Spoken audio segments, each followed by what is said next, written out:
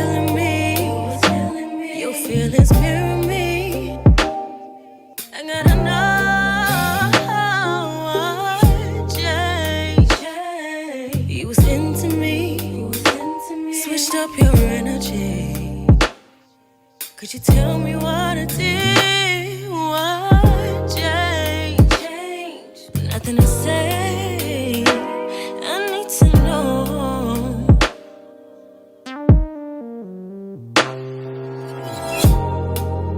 Boy, you played a dangerous game. How could you switch up that way?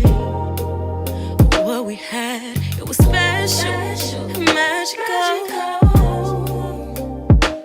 But now I'm feeling really disconnected, very much neglected. We used to have a strong connection, yeah. And you not stepping how you were stepping. You cut me off, got me going crazy. I'm so lost. I don't want love if that's the cost. Yeah. Got me feeling crazy. Got me about to lose it. I really need to know.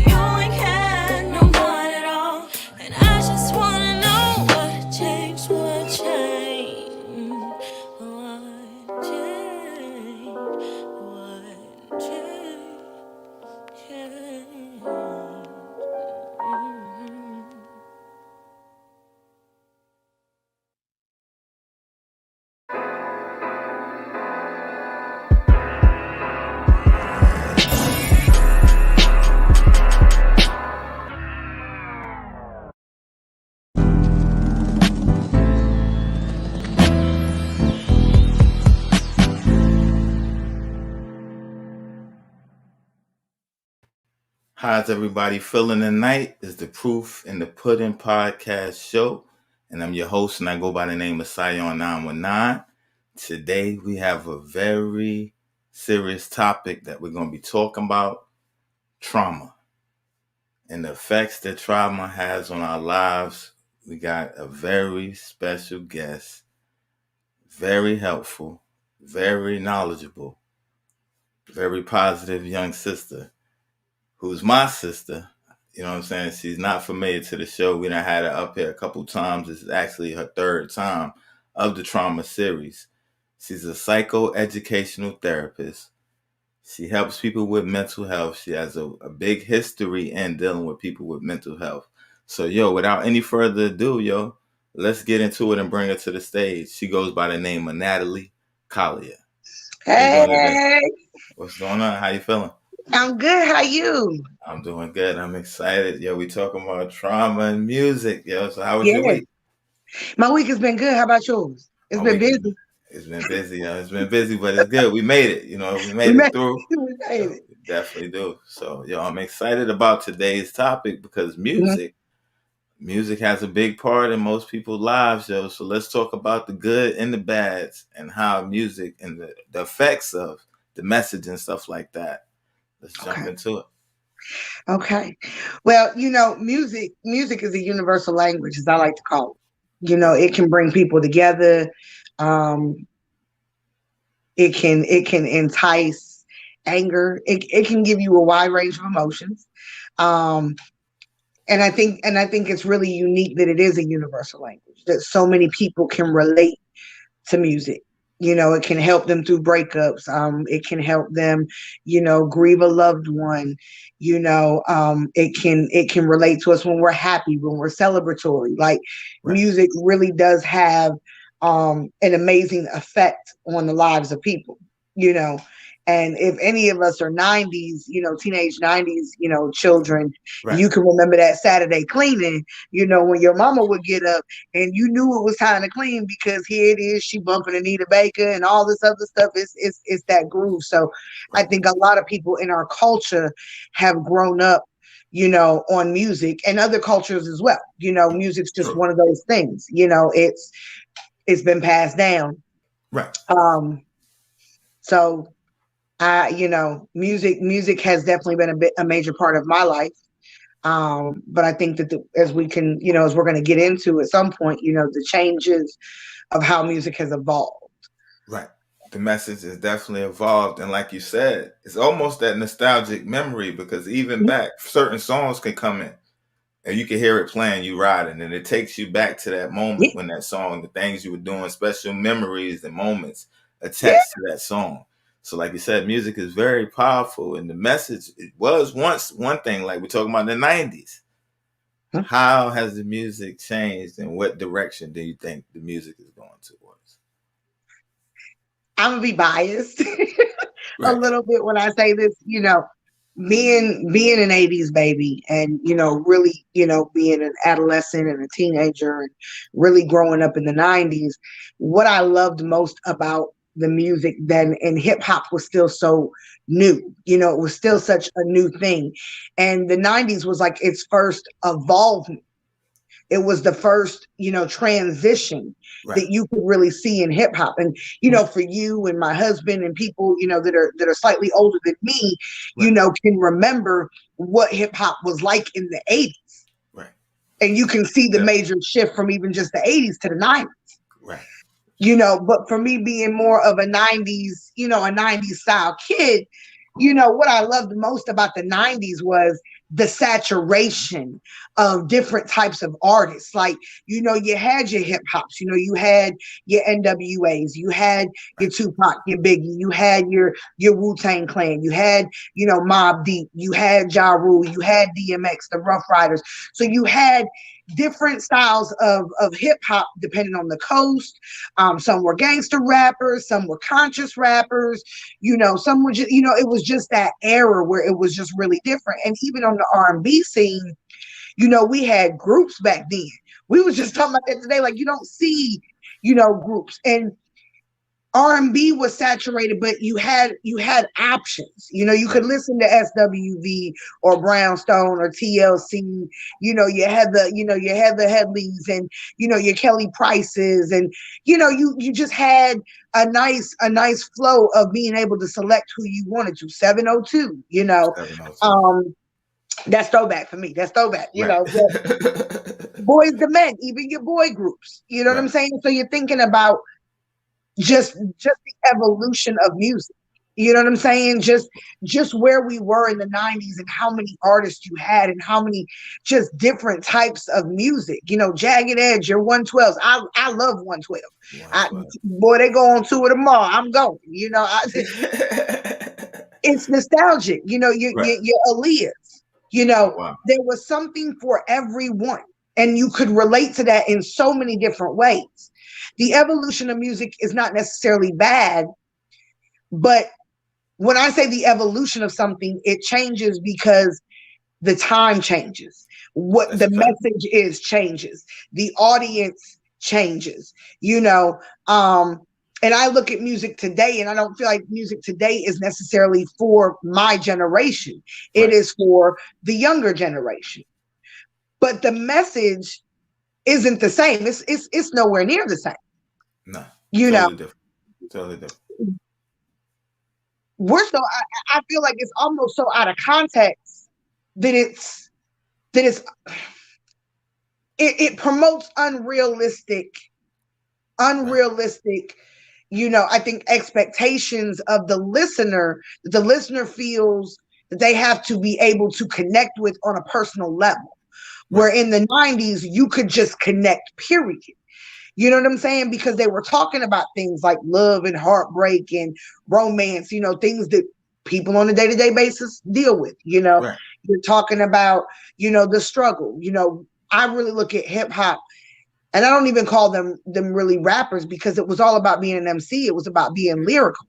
Being lyrical. But there was something that we could relate to from our environment. Music was for the culture. Now, if you wanted to step outside of the culture, and other cultures wanted to listen to it, yeah, you can enjoy it. Right. But the music is made for the people, by the people, to represent the struggle of the people. What we're going through, what we can personally identify with. And I Right. think that's why music had such a strong connection back in the 90s. And I think that's why we have those nostalgic moments. I can remember the first time I heard Twister. It feels so good. I thought that was one of the dopest songs I had ever heard, Right. and you're in the hood, and it's just one of those days, everybody's out on the block, we just chilling, and it's nostalgic, Right. you know. Right. So but music has evolved and changed, and I no longer get that personal connection to music. Right. And the thing that I was listening while I was thinking while you was talking, Uh-huh. we could identify with something.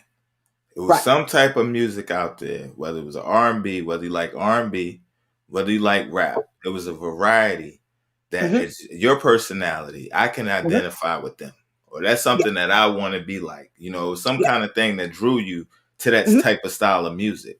So Mm-hmm. then when we talk about now and how the message has changed, and we said everything is like it's more fantasy. It's really like embellished. Everything is over embellished.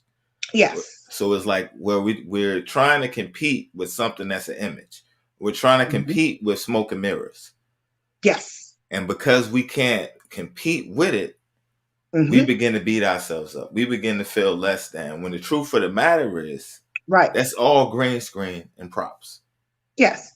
So the message, so now when we talk about the 90s and the nostalgia of us connecting and identifying with certain sounds and things like that, now everything is more cookie cutter, kind of like everybody's doing the same thing.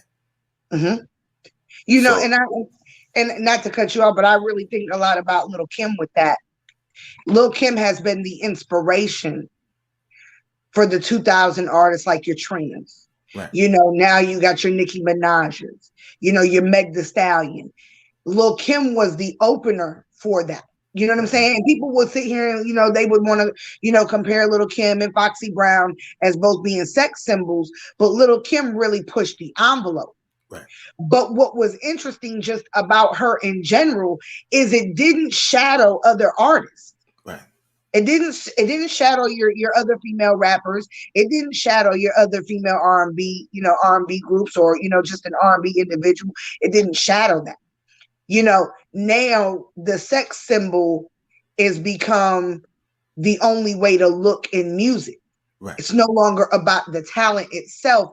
It's, are you a talent and brandable, or are you brandable and then we can make you appear to have talent? wow, So it's really shifted from the dynamic, because I'm like, half these jokers that's singing today don't sound nothing like, they did back in the day. right, Half of them can't even hit none of them notes. We had great altos and Tony Braxton and, wow, and SWV, just, total, women that really just had natural gifted voices. right, And the voice was the selling point. Now, yeah, I'm sure that we can sit here and say we were oversexed too. But if you're talking about oversexed as far as baggy jeans and a sports bra and an open flannel and some wow, Tim boots, you know what I'm saying? right, But now we're to the point where there's nothing to the imagination with these right, artists. right. And that's the thing right there. Is like, just focus on that. Focus on the sex. Focus Mm-hmm. on the fake body. Focus on the butt. Focus on Mm-hmm. the surgery and all that. And a lot of Mm-hmm. women, they're beating themselves up. They're falling into depression. They're falling into, everybody feels like this is the standard, and it's really not. No. Right. So let's talk about how some of these effects affect our community and how we identify ourselves. Well, you got to look at the overall message that's attached to it too. So we'll reference again the 90s. We could all relate to that. A lot of us grew up in the hood. A lot of us grew up in that environment. You're sitting on the block in the summertime, everybody outside, they bending corners and candy painting cars. And, you walk into the corner store and, everybody who grew up in that time frame can remember the difference of the dynamic and how we had access to music. People had stereo systems in their car. We were still bumping off of CDs, Wow. tapes, now, so our information was different. We didn't have cell phones. We didn't have all of these other things. So how I think the music industry was able to, I think the success of it was different also because of what limited access, we the masses may have had, opinions about. It was based on the music. You Right. bought the CD, charts went up, things like that. Now you can follow your favorite artist. You know what I'm saying? You can see what their lifestyle is like. Not only can you see the lifestyle, but the lifestyle is promoted in the music. Yeah, the expensive mortality. Yeah. I can dig that. You're promoting something that the average person does not have access to. Right. You're promoting looks and image that the average person doesn't look like. But the average person is not taking into context that they don't look like that either. Right. I mean, a lot of, they take in photos and magazine images. They're going to filter and Photoshop and make sure that that thing looks polished before it goes on a magazine cover. Right. Polished before, we promote this image. They're even doing it to their own Instagram accounts. So Yeah. you're not getting the realness. So you're not getting real music and you're not getting real people. Everything is image based. And since this generation doesn't really have anything to talk about, now it's the promotion of what there is to talk about, Right. which is lifestyle and, drug use. The drug use of promotion in music now is off the chain. Right. Right. So I think, a lot of the younger generation, I feel, for them, even, if I'm almost 38, then, I feel bad for even my 25-year-old, 26-year-old generation that are still kind of in that, they haven't changed that level of cognitive thinking over into that next decade of their lives. They're still kind of somewhat attached to that 20 span, Yeah. that is highly affected by that. But then again, you still have some people that are older than me in their 40 generation and 30 generation that Right. are still attaching themselves to this music in a way that is unhealthy for themselves. Wow. Wow. Let's speak on that real quick. It's unhealthy for them because it's kind of like you stuck in that, it's like you never grow up. It's like you still chasing that high school dream. Mm-hmm. 50 years old, you still got the one pants leg up. You still out there on the scene, and it's like, so let's talk about how people get, and then we're gonna keep going. But it's like, let's talk about the effects, and like you said, how it promotes an unhealthy lifestyle, or like you just got to be doing something, but Mm-hmm. it's time to be sitting down. Right. But it's like, so let's talk about that, the unhealthy sides of the distortion of these messages. Well, you for an example, we can look at our parents for an example. Your parents like a certain level of music. They like that old school, their old school music. Those 70s, them early 80 bops, that's what they like. My generation, we still like 90s music. If you're ever around me, you gonna find that's all I'm bumping. I got a whole heavy playlist. Let that thing ride. You know what I'm Right. saying? Um, so you got people I think are still stuck there. Um, but I don't necessarily think it has to be stuck. I think it has to do with the connection. Now, the people that have evolved with music, and we all kind of evolved with music in the 2000s. What I think that's your Ja Rule era and your Ashanti era, and Fabulous really kind of shined a little bit more in the 2000s, and your little Mo's, and not saying that music was bad, Right. but you can start to feel a shift a little bit in what was being talked about, what was kind of being promoted. Um, and it was kind of like that battle of the fence a little bit. I like to say the battle where it still kind of mirrored some of the 90s, but it was still somewhat of that evolution of moving forward with new thought process, new ideology, what we're going to talk about, what we're going to promote about. And then I think you just seen a major shift, come around like around your 2012s when your reality TV started to hit and lifestyle was starting to be more and more promoted. It became being promoted in music. Right. And everybody's talking about how much money they got and where they can go and what kind of cars they driving. And the average person can't relate to that. Right. But if you're constantly being fed an image, whether it's your reality TVs and your music, at some point you feel like, okay, well, why haven't I obtained? And why isn't my life anything like the music's like? But if you want to relate to the music, you need to find a way to connect with that. So how do you best, they're forcing themselves to be able to connect with that music. Right. Whereas in the 90s, I don't feel like anybody had to force themselves to connect with anything. Right. It Nah, was that's it was your life. it was your And a life. lot of these rappers had money, but they didn't have money that they were out of certain situations yet. Right. They were still living in project housing, and anybody followed the Wu-Tang story and all of that. Like they were still living Right. regular lives. Right. And So that okay. Now you got it. no, so I think that we weren't forced to connect with that. They really were the people speaking to. They were artists that were for the people. They were speaking our struggle, our everyday, things that we could connect to, house parties, things like just everyday life that we could put on a day-to-day basis. You know what I'm Right. saying? Everybody from the hood know about drugs being sold and knowing fiends in the hood. And we all can relate to that everyday visual, those same feelings, those same circumstances. Whereas in the generation today, they don't have that natural personal connection. Right. So With you. if I'm promoting something that, you know, if I'm promoting this rich and the famous lifestyle, and sex is everything, and I don't got to do nothing but look good, and I don't got to do nothing but lay on my back, and you know what's going to connect. Okay, this is it. This is life. This is what it's supposed to be like, Right. because we all connect with music on a personal level of mirroring something that is relatable to us. So I think that's where the distortion comes in. And I think a lot of that too is, like I said, because it's promoted constantly on social media. You can follow your favorite artist. Right. Right. And that's the thing. So let me ask a journalist question real quick, right? Okay. Because we're talking about the message. Uh-huh. So you threw out Wu-Tang, right? Mhm. So you got the artists that stand for, the people.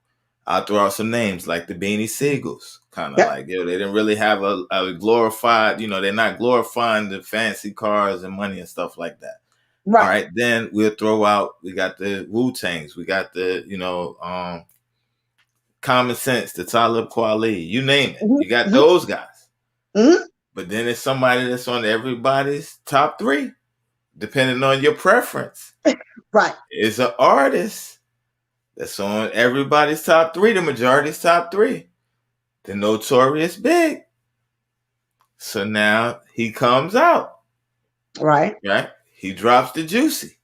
And I'm Yeah. just asking from a journalist Yeah. standpoint It's a to the great album. topic. So he drops the Juicy. He's went from ashy to classy, Mr. Versace. Right. You know what Right. I'm saying? So it's like, yo, I didn't have it in the beginning. Now look at what I got. Now that wasn't all that he was. Let's keep the record straight. That wasn't all Right. that he was. Right. But the record company seen an opportunity. So Oh we yeah. can make some money. We take that street stuff, put it over this feel good, Hmm. and we're gonna brand it as this is the new wave. Right. So now Biggie comes out. He's Hmm. doing his thing. He's making his respect. Right. a lot of rappers became braggadocious now. Look at what I got. Look what I Well, got, because it's like the way Big was moving to even compete now, you had to come a certain way. well, I can agree with that to a certain extent, and I Right, think there was moments even in other artists where they may have talked about the flash, but when I think about Big and I think about Life After Death, I think about how many gutter records were on those two albums, right, and just the hood, the street stuff. Now, yeah, he mixed a little bit of he got a little money, hey, right, but he still was able to still stay strong and I think stay true to initially what brought him in and what was going to be relatable with the fans. right. I definitely agree. But I Cause think he did showcase a little bit of I'm moving up and this is the fruits of my labor, right, which I don't think there's anything wrong with. right, But I think it's the over promotion of that that makes the music unrelatable to your audience altogether. right, Because now you put pressure on people to live something that they don't live in order to feel that they are connected to the very music that they listen to. right, right. And And then, I have a strong connection to Tupac. I will forever love his music. right, And Tupac did have some records. He had a couple of 1-2s, but a lot of his music, he stayed very much true to the streets, right, to things that we could relate about, uh, and that forever kind of gave his, I think that's where the loyalty of the fans come in, is I can identify. right, You talk about Brenda's got a baby, you know what I'm saying? Or they don't care about us. Or talking about unborn child. Like, you right, know, we're getting into records, All Eyes on Me, we're getting into records that are relatable. You get, are you still down? We're getting into things that we can strongly attach to. right. I definitely agree. And the thing is, even with Pac, and I'm a big Tupac fan. Like in the Yes. beginning, the way he came out, same. Yeah. He's always been to the streets. But Yes. it was like something after being betrayed, Mm-hmm. feeling like people tried to play you now, or they didn't Yeah. appreciate you. Something about black people. It's like Mm-hmm. our defense now is, I'm gonna show you. And it's Yes. like, so now we get into the all eyes on me type of Tupac, who was Yes. still a great artist. But Yes. now it's like you see the overcompensation. I'm gonna have the bigger chain. I'm gonna have the bigger entourage. I'm gonna be. Yeah. So it's like, and as us being fans and we're watching, it's like a lot of times we prioritize our worth and how we feel in Mm-hmm. that moment, how we look. It's like, Yes. yo, we could be going through, but as long as I look nice, I Oh. look the part, I'm good. And it's like, so we begin to live our lives out of sync and out of whack, because it's like we're going broke trying to live up to an image that don't exist. Well, trying to fake it till you make it. Right. Trying to fake it till you make it. And I do think and that's why I said I think that there were things in the 90s that we can look back and say, okay, the entourages, the chains, there was some level of flamboyancy around a lifestyle, but it wasn't promoted the same way because we didn't have access to them in the same manner that you do with social media today. Right. You couldn't just go on Instagram and be like, let me follow him. Let me see what's really going on. You had to wait for the source magazines to drop, interviews to drop. Right. You had to wait on all of that. And then the other connection that we really had was music videos. How many of us came home from school, dropped that backpack, cut on BET, like, Right. and then the uncut, boy, the uncut was That was took it was to another level. boy, Nelly Tip Drill video took me to a whole other level of we doing this on TV. That's the thing. So we didn't have the same, we had to wait for information to kind of circulate itself a little differently, which I think was a benefit to the artist also. And I'm sure Definitely. in hindsight, some of them artists, I would love to hear, just their thought process about maybe how they were able to stay intact. Wow. They didn't maybe feel some of the same, maybe they did feel pressure, but behind the scenes, pressure that maybe we didn't see as you see today Right. with artists today in social media, and them constantly having to try to explain themselves, or they contradict themselves. People will call them out on it, and it's like, this is the problem when you merge an image and brand that. How do you separate? You have no separation of real life, Right. because there's nowhere to hide from that. Paparazzi gonna be on you. Your followers is on you. You do one wrong thing, it's like, oh well, that, and they after you. Right. They after you. Right. Right. Now they cancel you. They don't like what you did. Oh, you didn't speak to the right person. We canceling them out now. Cancel you. Cancel you quick. It's called the cancel culture. You Right. got to go. And I don't even want to mess with them people because it's a movement, ain't it? If I ain't mistaken, it's a movement. There's Yes, canceling. Wow. yes, yes. Wow. And two, a lot of things, like we say, a lot of things were able to be hidden back then. Right. Like the whole R. Kelly thing, or what's this the turn of events about T.I. and Tiny that's coming out. Wow. A lot of things were able to fly under the radar that you can't fly under the radar with this social media. Right. And a lot of us, from the 90s, we had a hard time with the whole R. Kelly thing. Yeah, I said, I already knew. I right. just didn't know to what extent it actually was going, how big it was going to be as it all unfolded. But Right. I kind of I understood. I said, these people ain't gonna keep saying the same thing about you. Right. That's like us telling somebody in the hood he a crackhead. He been a crackhead for 20 years. If somebody say he been a crackhead for 20 years, you better believe there's some proof in the pudding that he's Right. been a crackhead for 20 years. You know what I'm saying? But Right. but the internet and its ability to have access, boy, has taken image to a whole nother level. So another level. That they gotta live. That they actually have to live. They have to live. And that's the thing. You brought it up a little bit earlier. Reality shows. So it's like now, it's like, okay, I get it when it first started. You had the Real Worlds, the Bad Girl Clubs and stuff like that. And some of that stuff was, all right, I would do that. Some of it started getting, the longer it began, it's like now you notice the more negative, the more, out of character you get, the higher the ratings. So it's like then it becomes a trend where it's like, let me out ratchet this person, or they went this far, let me take it a little bit further. Because now they want views. They want the views. They want the ratings. Right. It's better to be remembered for the wildest thing and probably the most negative thing if it's gonna get you your 15 minutes of fame. Right. The Real World really did open the doors for a lot of that. Right. Like you said, your Bad Girls Club. It was, oh, you do this to me, I'm gonna do this to you 10 times more. I want to be the baddest person.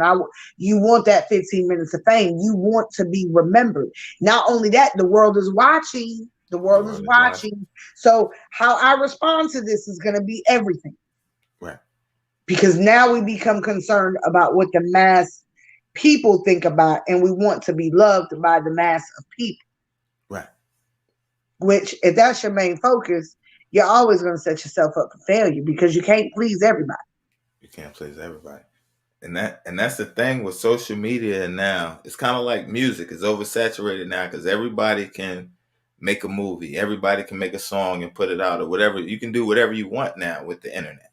Right. But now you have the people that's on the Real World, and them, they're getting the contract. They're getting their points for being on a TV series. So they're actor. They're building a resume. Mm-hmm. Now you have regular, everyday people putting their business on social media, and they're trying to get, like, I'm going to get famous. This is my way out. But sometimes they let too much out where it's like you can't recover now. If you understand what I'm saying. You understand what I'm saying? It's like you trying to get a 5 minutes, but you don't have no more. You do anything. You discredit yourself for the 5 minutes, and it's not worth it. And now with everything, you can do it on your own. It's regular people that's not getting the benefit. They're not making money from it. They're not getting the fame. Right. What type of mindset do you have to have where your back is on the wall that much at any cost? I want the fame. I don't think that the back is against the wall. I think they think of it as an easy as an easy as it's easy to do, Right. right? So we were just talking about this the other day. Me and my youngest son were talking about it because he was showing me a video, and this guy was going around the world, well, basically going around America, and he was trying out the world's most expensive dishes at different restaurants. Right. And I knew about serendipities in New York. You know, they got $1,000 Sunday. They say it's like 2, 3 people can eat it. You Wow. know, it's got edible gold and it's got imported, vanilla beans. And so I think it's about the experience. You know, if you can afford to do that, or you get 3 friends and y'all go on, $200-300 a piece, and like, oh, we're just gonna try this. If that's something you want to do, I don't think there's anything wrong with that. But Right. this guy was going to the extent of the world's most expensive pizza is $76,000, Wow. and it's made with edible gold, sauce flakes and all. Just child, I watched the video, and I told my son, I said, they're doing it because they want the reaction of the people. Right. You're doing exactly what they want you to do. So it's clickbait, but it's real clickbait. You know what I'm Right. saying? And a lot of people have, like, the ads and stuff in their YouTube channels, which they get, monetization for these ads. But it's about, let me see, the easiest way for me to make money is to, and to be famous, Right. and to kind of make my own schedule and do my own thing. And I kind of get it. I get it. Everybody wants that independency to work for themselves and to, but I also get what you're saying. It's like, okay, at what cost are you willing to expose yourself or do the most dangerous thing? They had the guy that was known for climbing buildings. Like, I can't think of his name, but he was known for climbing buildings. He would get to the tallest of a building and he would hang on and he would do like 5 pull-ups and no gear on, no nothing. And just this one building, he climbed up 25 stories out of a window up to the top with no gear. By the time he got there and was doing, got down to do the pull-ups, he was so tired up top that he couldn't pull himself up. Wow. But it's about, if I can do the most wildest thing, you're going to watch it. Right. This is how I get my fame. So I think a lot of people feel the pressure to do these wild, outlandish things to compete, to be, to be the next channel that somebody's going to follow. Right. And it's sad, because I've seen people exploit their own children. Right. Definitely. I don't believe in, I mean, if you post a picture of your kids, cool, but like, I'm just one of them people. I feel like, social media, you give it too much life. You put too much of your business out there. It's a problem. Right. You give people the opinion. I'm not one to, for me, I don't need to show pictures of my house on social media. I don't need to, put my kids on social media. It's a cool place to connect with people and to, communicate. But I think that there still needs to be boundary limits with that, because if you really are in tune with some of the people, you're going to talk to them, you're going to see them, you're going to have more interaction with them than just on this platform. Right.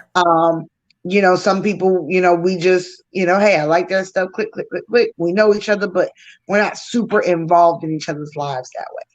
And I think if you're not that super involved, you need to be careful about the information that you put out there, because anybody can gain access to that. Right. And that's very real right there. And the thing, when we're talking about identities and personalities and stuff like that. So let me ask you a question. What if a person is not popular? They're not close to their family. They don't have many friends, right? Right. So now everything is virtual. They begin living in a virtual world. These are my buddies. These are my friends. These are the people that I matter to. Right. How do you get in that situation? And what advice would you give to the person where they're disconnected from the real world and they're now plugged into social media, social virtual world? I think we saw glimmers of that in the 90s when, computers were fresh and people had dial-up internet and people were in chat rooms a lot. Right. I think people can end up in that realm for a lot of reasons. um, personal trauma that may have scarred them, or maybe they were teased a lot or bullied a lot. Um, and that has taken, maybe given them social anxiety.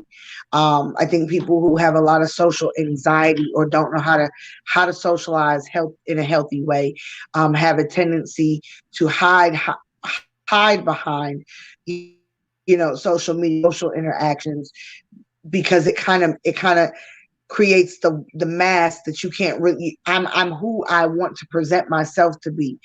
It's Right. never that you're really going to see me, in person, for who I really am.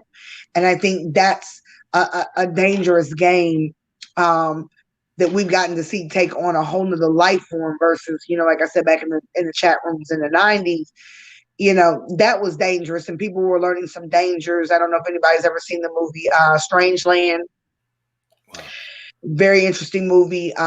Takes place, it was a true story, but it recounted the events of a very true story about how this guy was going in the chat rooms and he was posing as a young male teenager, but really he was a grown man, and he would get people to come out, and then when they come out he'd have them in his basement, tied up, sewed up, just real sadistic type stuff. So I think that was kind of like an introduction of how dangerous the net was. I think now the danger is that you can tangibly see a person, view it, but you still don't really know who the person is. We Right. get too much caught up on the face value, the surface value, and we want to go hard for that surface value. And I say that about artists, like, not to be funny, I'll bring up a good example. Tory Lanez in the Meg Thee Stallion situation, right? She Right. says she got shot in her foot. I don't care who comes for me. That girl ain't get shot in her damn foot. Okay. She didn't get shot because if you got shot, if somebody pointed a gun to your foot and Right. pulled the trigger, your bones would be shattered.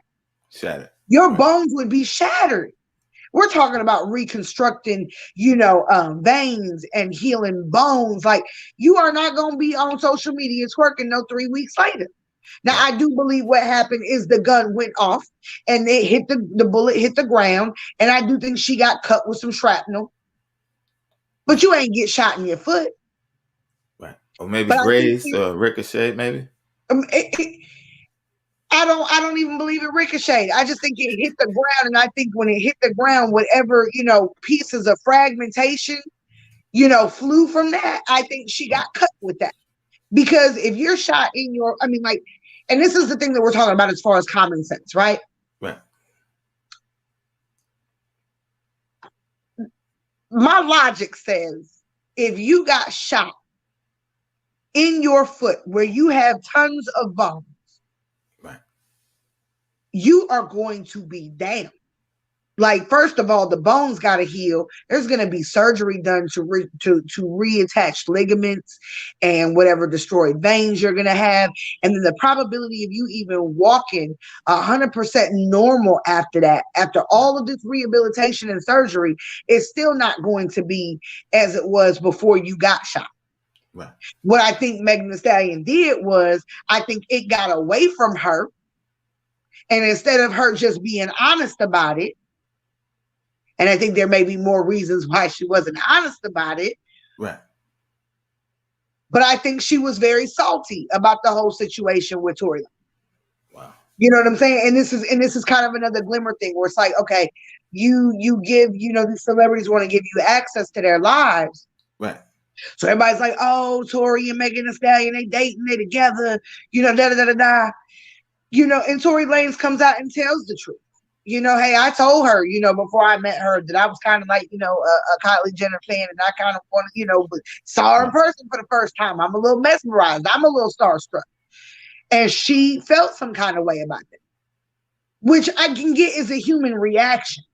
Right. But you don't get to take that anger and however that situation went down and then bolster it so that you feel validated Right. by people who now are attacking this artist and they weren't even there. So you're going to take the word of somebody else that common sense says don't make sense. Right. Right. So And I just think that there's a lot of that. We go to bat. You see people go to bat for these artists. Like, what was it when Beyonce cut herself on stage when she ripped her earring out? Right. There was that whole article about Beyonce fans were cutting themselves. Wow. You know, if I bleed, she'll heal faster kind of movie. Like, we're in an age where this social media and the access has just taken and consumed people's lives. And I think that, you know, these artists are not really thinking on a responsible level about how responsible they really are. Right. Because they want to play the game. You won't play that game with that industry gonna win every time. You know, and that's what they, and I know that we can go there on a whole other level of the conversation, you know what I'm saying? But you want to play the game of the industry is going to mold you into what they want you to be. Right. And this is what you're going to do. And now you're not just an image, you're a brand, but right. You're a brand 24/7. Wow. So there is no separation. There is no separation of brand and person. Right. You eventually become the identity of the image because you have to. Right. Right. It was like when Cardi B and Meg Thee Stallion did the WAP video, right? Right. Oh, the song makes me so sick. I can't. I don't know. It just does something. It just does something to me, like a physical reaction. Just literally like makes me sick. Like, wow. It's the message. It's the message that's promoted. It's disgusting to me because I just feel like, how do you not feel a sense of responsibility?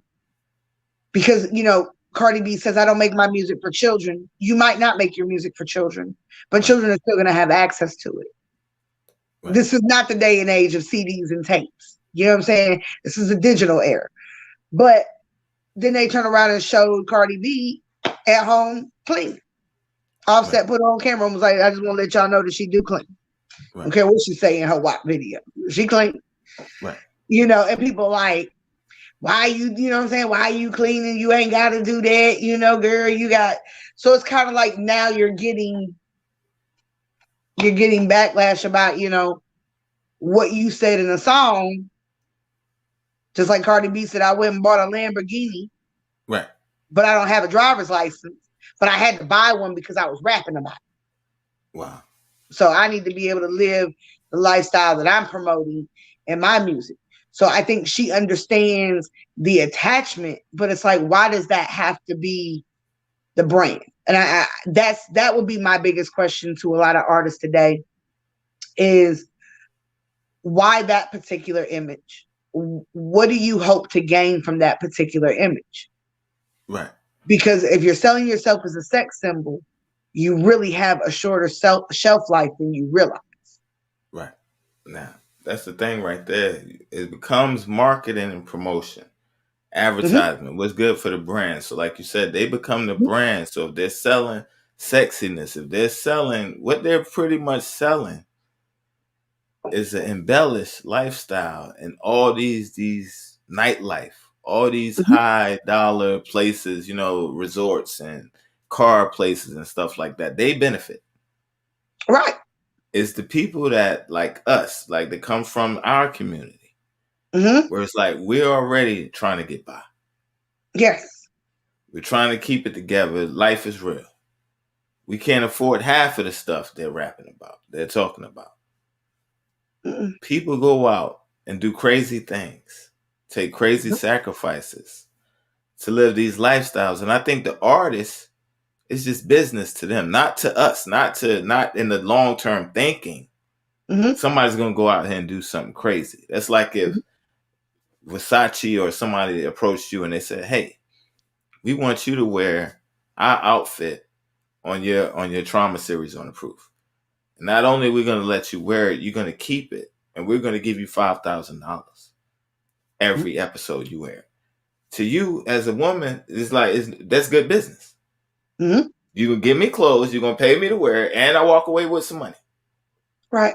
I think the problem comes in now, where like you said, with the Beyonce, where the fans, they're so is the right word is a fan, because the root word of fan comes from fanatic. So it's Okay. like you can support somebody. It's like, Mm-hmm. yo, I like their music. Yo, they dope. And I'm gonna go see them every time they come to town. Right. That's not what makes you a fan or a fanatic. The Mm-hmm. fan wants to know, when was their birthday? What's Yep. their favorite smell? What ice cream do they like? What, excites them? What makes them? It's like they go Mm-hmm. overboard. Yeah. Almost like The Bodyguard or those stalker type movies Oh where yeah. it's like they can easily slip over. Oh yeah. So now it's like regular people are trying to live a exaggerated lifestyle Mm-hmm. by any means, whether, if I gotta, whatever I have to do, if I have to compromise, if I have to, whatever the case may be. And the Yeah. point becomes, in business, the corporations are looking. This is business. It's not personal, like, none of that. So for every person that says, you know what, I'll do this, but I'm not going to do that because of my morals, I'm not doing that. Mm-hmm. It's a million people saying, you're going to pay me how much? That you will. Right. And I'll do it. And then after they see the effect, it's too late, because it's like when most of these guys, they come out, they blow Mm-hmm. up overnight. Now you just having fun. Right. You just having a good time, but it's like the camera's on you, the world's watching. The Mm-hmm. youth are watching you. So it's like you even see like the Wu-Tangs and people that's been in the industry for a while. They Mm-hmm. get in, they're having their fun. Then it's like, yo, now you see they have families. Now you see their husbands. Now you see, yo, they being more civilized now. Where it's like, yo, Mm-hmm. before they were being reckless. Right.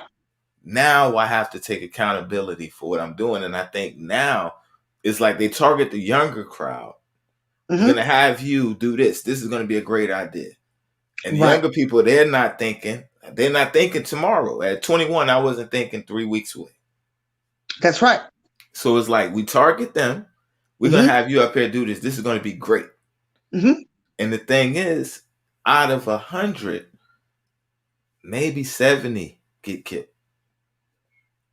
Out of the 30 that's left, maybe 20 of them may go to prison. Yeah. Out of the 10 that's left, one might make it. Yeah. The rest of the 8, they're working a 9 to 5. Yeah. And it's like, this is every day. So it's like that death rate Mm-hmm. is too high. That prison rate is too high for the Mm-hmm. success rate. That's right. And it's like, the system is rigged. And it's like, so when you go into the corporation and you're talking to these companies and you're trying to talk this to them, that Mm-hmm. sounds like womp, womp, womp. Because the only Mm-hmm. thing they want to see is money, make it make sense to me. Yeah. But I also call it the engineering. Social media is the greatest social experiment done on the planet. Definitely. They use social media to find out what you like, to market to you, to promote to you, to learn more about you. you know as much as it is an opportunity for people to network and do these things, it's also a tracking system to gather data about a specific person. Right. Now, you want to jump down that rabbit hole, that's a whole nother, I would classify, some people might say it's a conspiracy theory. But the way I look at it, and the way I look at music and all of that, is I do look at it from a spiritual standpoint, Right. where God, we know that Lucifer was in charge over the music. Definitely. God says it in the Bible that, he had all the pipes and beautiful sounds came out of him, and he was the voice of the morning. God made him very beautiful. And music in itself is vibration. I love to talk music with my husband because, he'll always explain to me about frequency and tones and how that strikes a chord for you to feel emotional, just like on commercials. We always say that the TV show is low, the commercial comes on and it's screaming at you. I want your attention. Right. And there was supposed to be this thing where they were supposed to nationally, it was like back in 2014, they weren't allowed to turn the commercials up that loud. However, that's went out the window because commercials are still loud. But Right. it's to gravitate your attention, and the sounds and tones and frequency in music, even movies, commercials are made to gravitate you to a certain place. How many of us have listened to a song and it just comes on and you just want to cry? I don't know about anybody else, but that Adele song, Somebody Like You. I could be in the greatest mood all day. You cut that song on and it immediately just, I don't know. It's like, I don't feel that way about any particular person, Right. but it's like, it just emotionally makes you feel some kind of way. You know what I'm saying? But if you cut on Bone Crusher or 8 Ball and MJG, we all know what that will make you feel like. Don't be in the club. Don't be in the club. You know what I'm saying? We all know the 90s clubs, boy, it could go down. You know what I'm saying? In a minute. And they banned a lot of music, like 3 6 Mafia. Tear the Club Up couldn't be played in the club. Right. Whole bunch of just, I ride for my homies. They had to stop playing that in the club. Look, everybody ready to get into it. They don't know who they gonna get into it with, but we gonna get into it. Right. So it's kind of like that. It shows you the level of how music has the power. It has an energy and an aura to take you places that you may not even be prepared to go. You ain't prepared to go.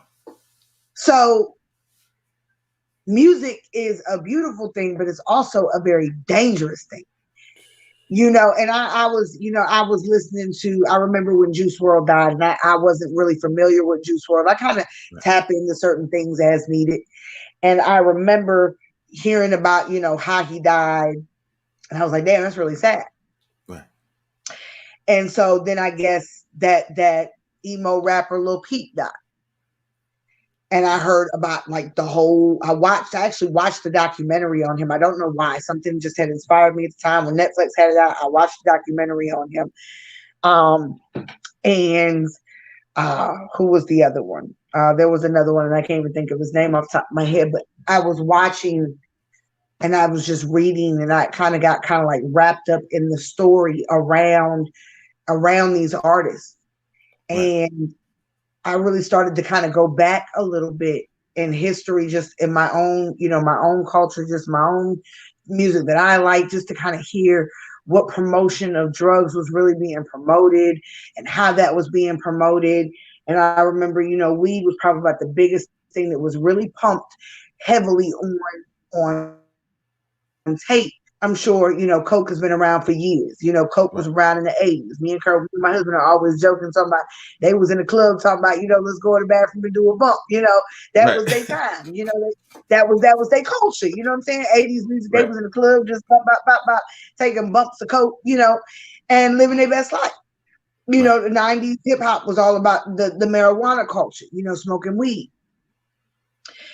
You get into your Lil Waynes, and kind of as he kind of evolves over time, he's talking about lean. You got, Joel Santana talking about, how he was addicted to lean. We all saw the video where he ain't have his front teeth. So I'm starting to kind of look at this industry and see what emo rap is and how it's this depressive, dark version of melancholy rap that really kind of gravitates to a certain group of kids, and it's really drug inspired and fueled. They popping pills, they doing drugs, they shooting dope, they smoking dope, they drinking codeine. And then you got like your Lil Waynes in them, they talking about, blowing weed and drinking codeine. It's like, okay, we're starting to see a culture of substance abuse and the numbingness. And then you have these artists that also have this numbing effect about themselves. They can't cope. That's another thing too. You want this fame. You ain't always prepared for what it is that you want. So if you skyrocketed there tomorrow, how are you going to handle that? You're throwing the spotlight you don't even know nothing about. And I think, and again, I said that because of the social media context. Like I said, I'm not, and I just want the viewers to understand, I'm not trying to protect 90s music in that saying. I'm not saying that all of it was great. Okay, we got our little NWAs, we got Public Enemies, we had some high profile stuff that your parents would be like, hey, you better turn it off. Right. But the access again makes it so very much different.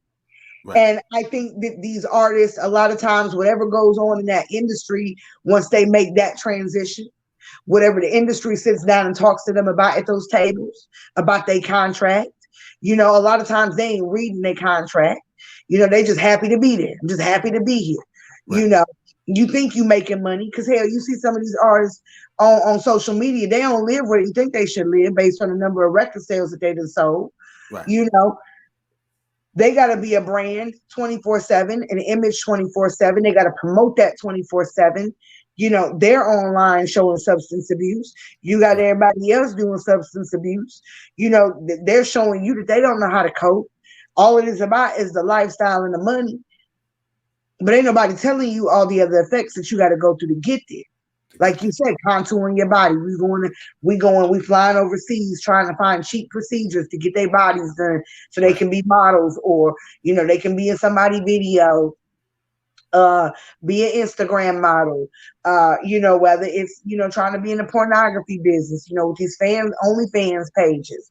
Right. You're feeling so much pressure, but nobody's telling nobody how to cope.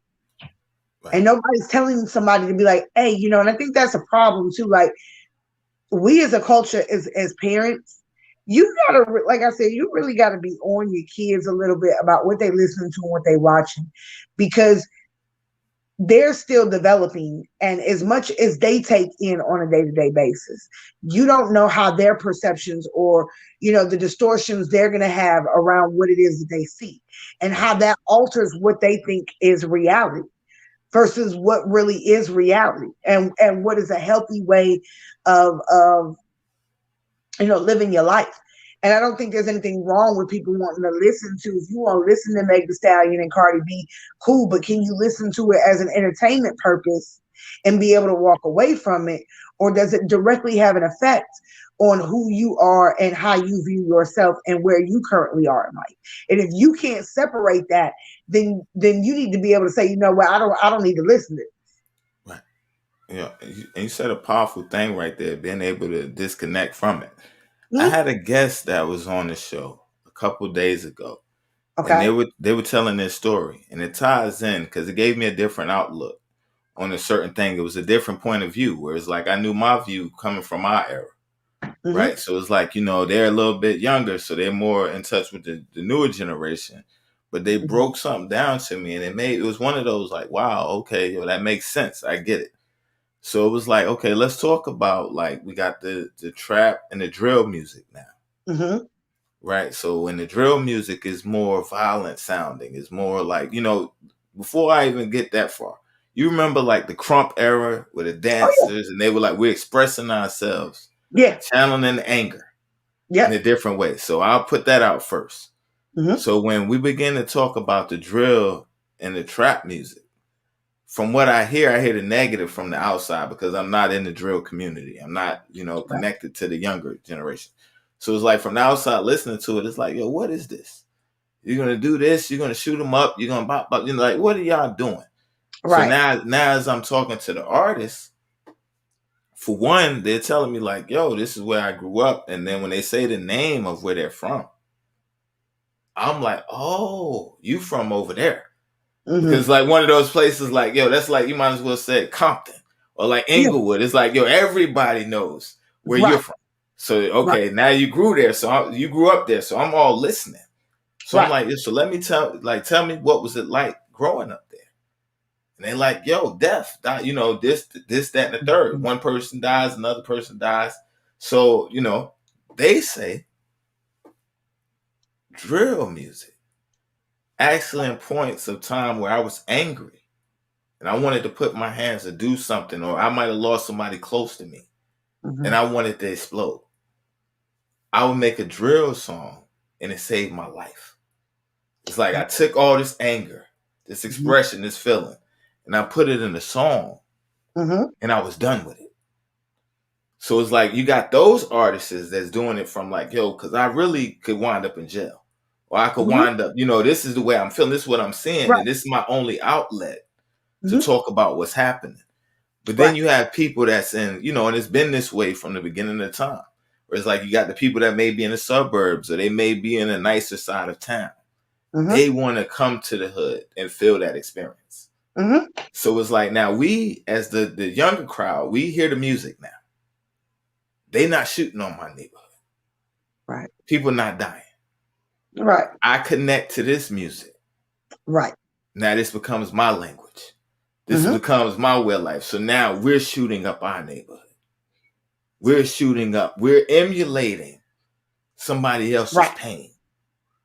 And the person that's sitting over here in the pain is looking at these people like, are you kidding me?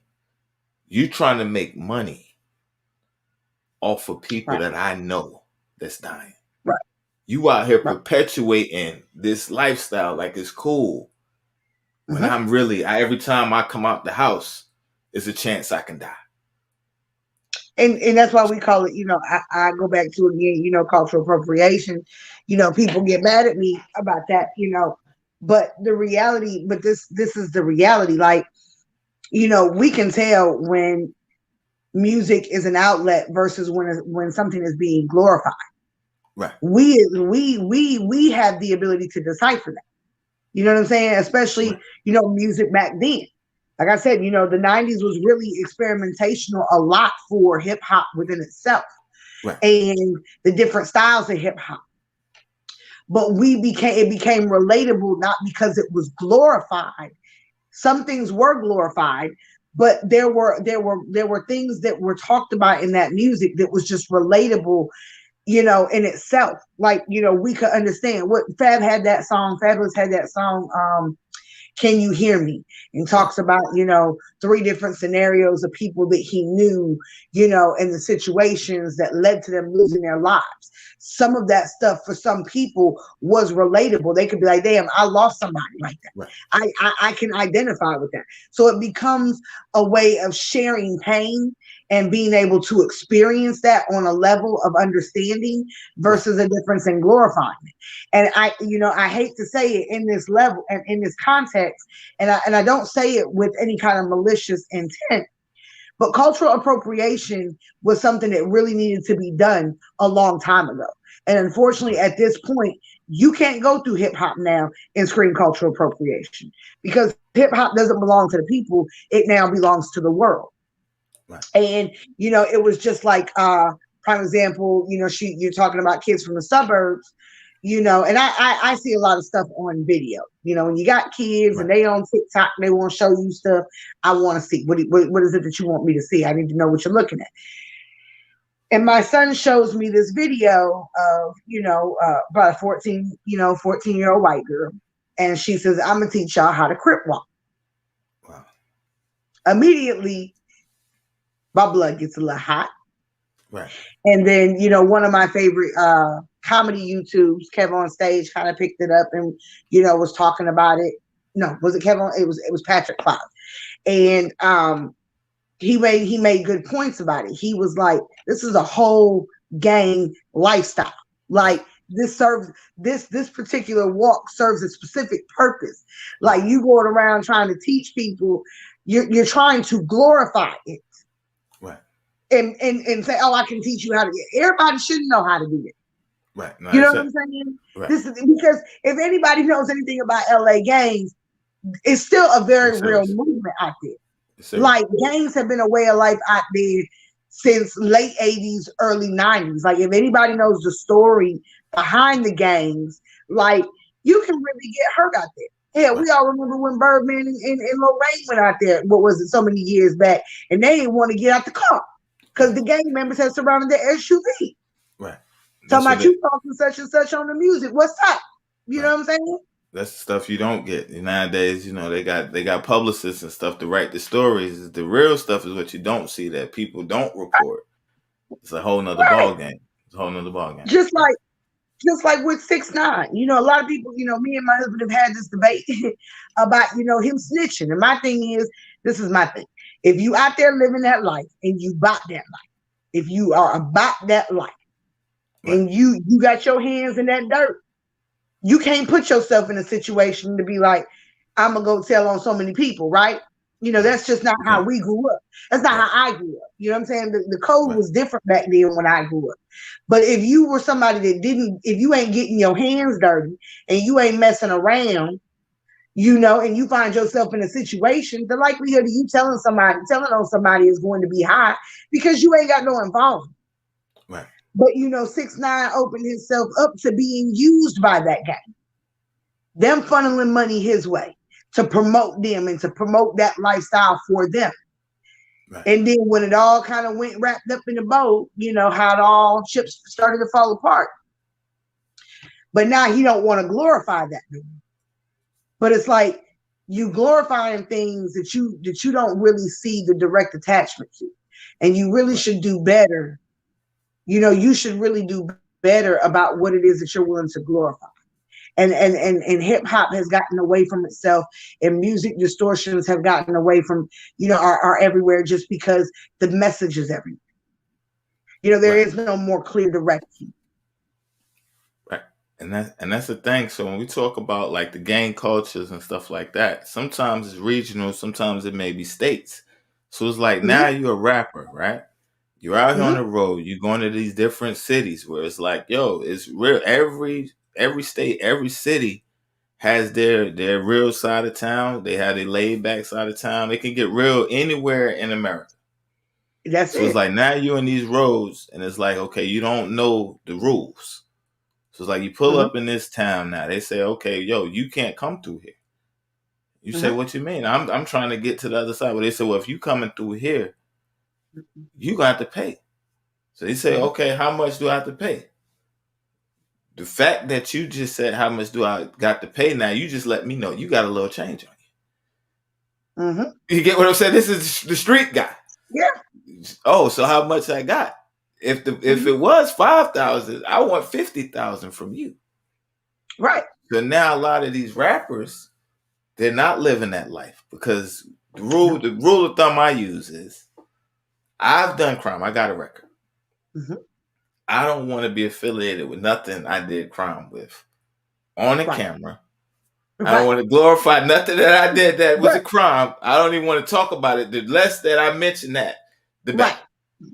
Right. So when you got these people up here glorifying these drug lifestyles and stuff like that, if you actively putting your hands in that type of stuff, the last Yeah. thing you want to do is be on a record saying, yo, and don't get me wrong, you got the keeping it real. I'm gonna keep it real. You got Right. them type of people as well.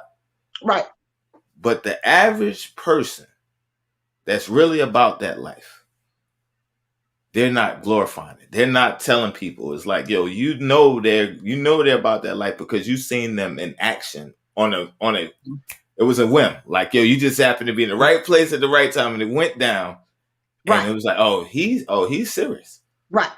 Right. So now when you have people living this rap lifestyle and they're glorifying this, now you Mm-hmm. go to these cities and the real gangsters come up on you like, yo, Yeah.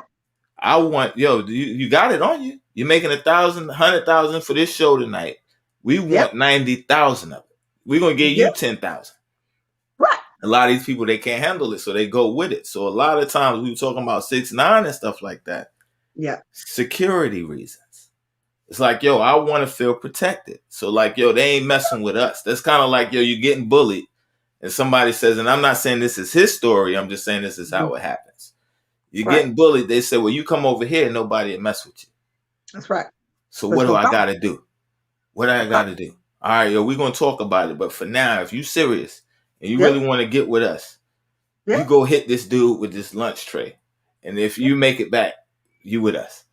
And it's the same type of situation. So it's like now it's like to feel protected or you got a target on your back. Mm-hmm. So a lot of people, they have security moving with them. And then you have certain places that's like no fly zones. Like if you come through here, you got to pay this. You got to pay that. So Mm-hmm. now you got the rappers that's not really about that. They get caught in perpetuating Right. this lifestyle. So it's like if that's the cool thing to do, if this person is they're a blood or cripple, whatever the case may be, but they're the hot artist right now. Mm-hmm. I want to have some of them people in my video. I want to have people thinking, but it's like you said, the dangers. It's like after the song go off, Oh After the party's over. After now, it's like, yo, you coming out and they like, yo, what was that inside? And it's like, we from the era where we know what that means. You come out the spot, yo, what was that? What was that on the inside? yeah, We was talking about, yeah. and then, right, Because and just rappers roll up, not because not all rappers back in the day used to go had bodyguards. They just had entourages. right, It'd be them and their crew, and they would go in any place. You right, know, I can recall when Juvenile came to Flint to perform. right, They took everything from that boy. They right, took everything from that boy, and that was like run on the street. If you wasn't there, you missed it. right, Boy, he ain't come back to Flint ever since then. Now BG on the other hand from Cash Money, he right, lived in Detroit for the longest time. Will come up to Flint, but see, he was really about that life. Like he right, really was, he really was, to the streets. Like that's who he was right, through and through. And he used and he sold, and that's just who he was. And he ain't ever had no problem out of nobody. right, You know what I'm saying? But you right. You do got to be careful what you talk about. Like, and I've always said it, the 90s had something special about it. And, I think a lot of people have wanted over time, of course, of music, to talk about how tough they are, to glorify that, what they doing, what they not doing, how much money they getting, and then it's like, okay, well, when it all boils down to it, this is what you really are and this is what you really ain't got. And then right, you start, other cultures start listening to the music. Like you said, they don't come from those backgrounds. They want to know what that life's about. Now you done got yourself into a situation. Like gangs are very much a real thing. Like right, I don't think that people don't understand that that culture ain't went nowhere yet. Gang right, culture ain't went nowhere. I mean, if you, anywhere in Raleigh, they just heard about the dudes that went to prison for what was it? It was like the black guy, the black mafia family. Like they were like that whole thing was like a real big trial. Like right, it was a real deal thing. Like it was a game. Like you got people that are still very much embedded in the hoods. Hoods haven't changed just because people grow up and they move away or they choose to do something with themselves. You still have hoods all over this country. right, People are still living in certain situations, and you know they they're I think the status of life, or having a certain level of material things represents to them a level of success. right, And I can even recall that just within, you know, my cult, the 90s culture, it was candy painted cars, old schools on, 24s, 22s, that was a thing. Now it's Lamborghinis. You know what I'm right, saying? right, It's changed. It's changed in a certain level of dynamic, but it's just the being able to see it and the constant hear about it. You know what I'm saying? Like rappers right, didn't always. I mean, yeah, you had Twist and Poe Pimp and them. They talking about doing. They talking about candy painted cars or whatever, this, that, and the third. But to me, it was stuff that was obtainable for a lot of people in the hood. But now I just feel like things that are talked about and promoted against are so obtainable. right, I mean, they're not obtainable. It's unrealistic. You watching these Instagram videos of people claiming that they made it, but their houses are empty. You right, got the house, but you ain't got nothing in the house because you can't afford to put nothing in this house. right. You know what I'm saying? You out here breaking your neck to buy a car for what? A car depreciates X amount of money once it's pulled off the lot. Right. And that's the thing. It's like you said, being from our culture, the thing that we have that the young people have to develop is an eye discernment. And it's Yeah, like we have a saying, real recognize real. that's right. So it's like you have like a Biggie who came from nothing. He really did what he had to do to success. Hmm. It's like we celebrate that. It's like, yo, you Yeah, did what you had to do to make a better way. It's a yeah, difference. It's like, yo, some of the things I had to do, I ain't proud about. We get it. right. The DMXs and people like that is like, yo, Yep. but they were legendary. They were, they might have did some wrongs, but Hmm. they did right as well. The thing that the misconception It's like when it comes to the music, because it's like everybody's different. Everybody's is so universe. It's like, but the corporation, they It's have one insane. agenda. But then It's you have the insane. artists and the different, even the artists have different motives. One Mm-hmm. person may be doing it. This is my passion. This is my heart. One person Right. may be on the other side of the spectrum. I'm doing it for the fame. I don't care nothing about the culture. One person may say, I just want the money. One Right. person may have been abused or, picked on, that he just want the girls. He Mm-hmm. just want to be popular. So it's like everybody that's doing music has different reasons for why they're doing it. But it's like, Right. again, so it's like now you have certain type of people that's from that life. And it's like, this is my story. So it's like, yo, not to glorify, like we were saying, not glorifying. But it's like, I'm giving y'all my pain. This is the stuff I've been through. This is what I've seen, or this is my therapy. You have that Right. group of people. It's like now they put it out, and now people start trying to recreate or relive what Mm-hmm. they're rapping. Then it's almost like, yo, you ain't from that era, but you trying to rep. It's like, that's like you fronting is what we would call it. Like, or they would call it false representing or false flagging. Like, you Yeah. saying you one thing, but that ain't who you are. You So know, it's like, well, like, and I'll use this for an example. And I will say that I think Rick Ross he's nice with it. He's nice with it. right, I love Port of Miami. I thought it was the dopest album at the time when it dropped. Uh, and it was some street stuff. That's just how I like that kind of music. You know what I'm saying? right, That's just one of my good friends always say, "Boy, I gotta watch you." She said, "Cause you like that hardcore gangster rap." I right, said, "I just." But that's just what I like. But I understand where the difference too lies. Now I can sit here and say I can relate to some of this, but I also know what the difference is. right, You know what I'm saying? But with that being said, Rick Ross was a correctional officer. right, They got pictures of him. He got so mad when them pictures were circulating the internet and him being a correctional officer. right, He wants to be the real Freeway story. right, And anybody who really knows about drug culture knows about Freeway, knows about the real Rick Ross. You know what I'm saying? And his trafficking of drugs from up and down the East Coast. right, He was the reason for the flood of all of that. right, He did mad time for it. And when he got out of prison, he asked Rick Ross to pay him for stealing his name. right, If you gonna steal my name, you gonna tell my story. Rick Ross said he would pay for it, and he never did. right, Rick Ross ain't from those streets.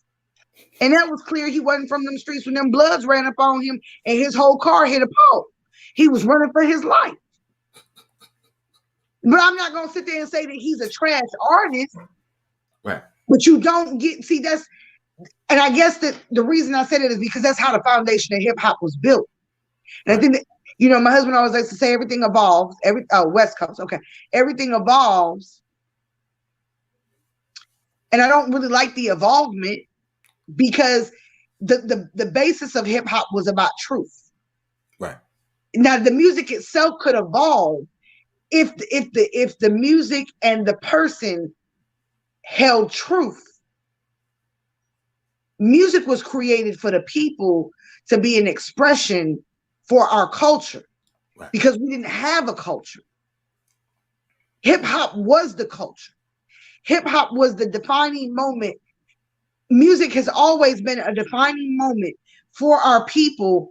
Basically, if you want to really look back since the end of slavery, right, look at your Etta James and look at your Chuck Berrys. Hell, Elvis Presley wouldn't be who he was today if it wasn't for Chuck Berry. right. It took his whole catalog. Right, Took his whole catalog. What about your Little Richards and your Princes and your Michael Jacksons? right, Music, your Anita Bakers. You know what I'm saying? Music has always been something that has been powerful within the culture. right, And when hip hop came out, it signified something different for the culture. It was breakdancing for us. It was a way to express ourselves. It was a new form of art. And it came with a validation of us to be able to express ourselves on truth, to be vulnerable with each other, to share experiences, to have that moment. It didn't. It became something bigger than what it was, you know, and then we didn't even own it. Right. We let these so-called Jewish folks come in and run these record label companies. And now they get to decide, what's hot and what's not. Now you got your Izzy Azaleas out there. And I'm not gonna sit here and say that Eminem is not a dope artist, because I think that he is. He has a great way of being able to put words together. But as far as him being an MC, he is not. You know what I'm saying? And I think and people say, oh, he's the GOAT, he's this, he's that. I think that he has a lot of talent. Right. Don't get me wrong. But he knows how to put words together. He knows how to, it's like, he sat down and just read the dictionary. You know what I'm saying? It was like, let me use these big words and put them here, there, make it sound good. But to be a real lyricist, he's not. Right. But see, we got away when we started letting other people dictate the culture. Now they dictate the culture. Now they get to dictate who gets to come into the culture. Right. And I blame, a lot of industry, moguls such as Diddy, because Diddy ruined a lot of artists. Right.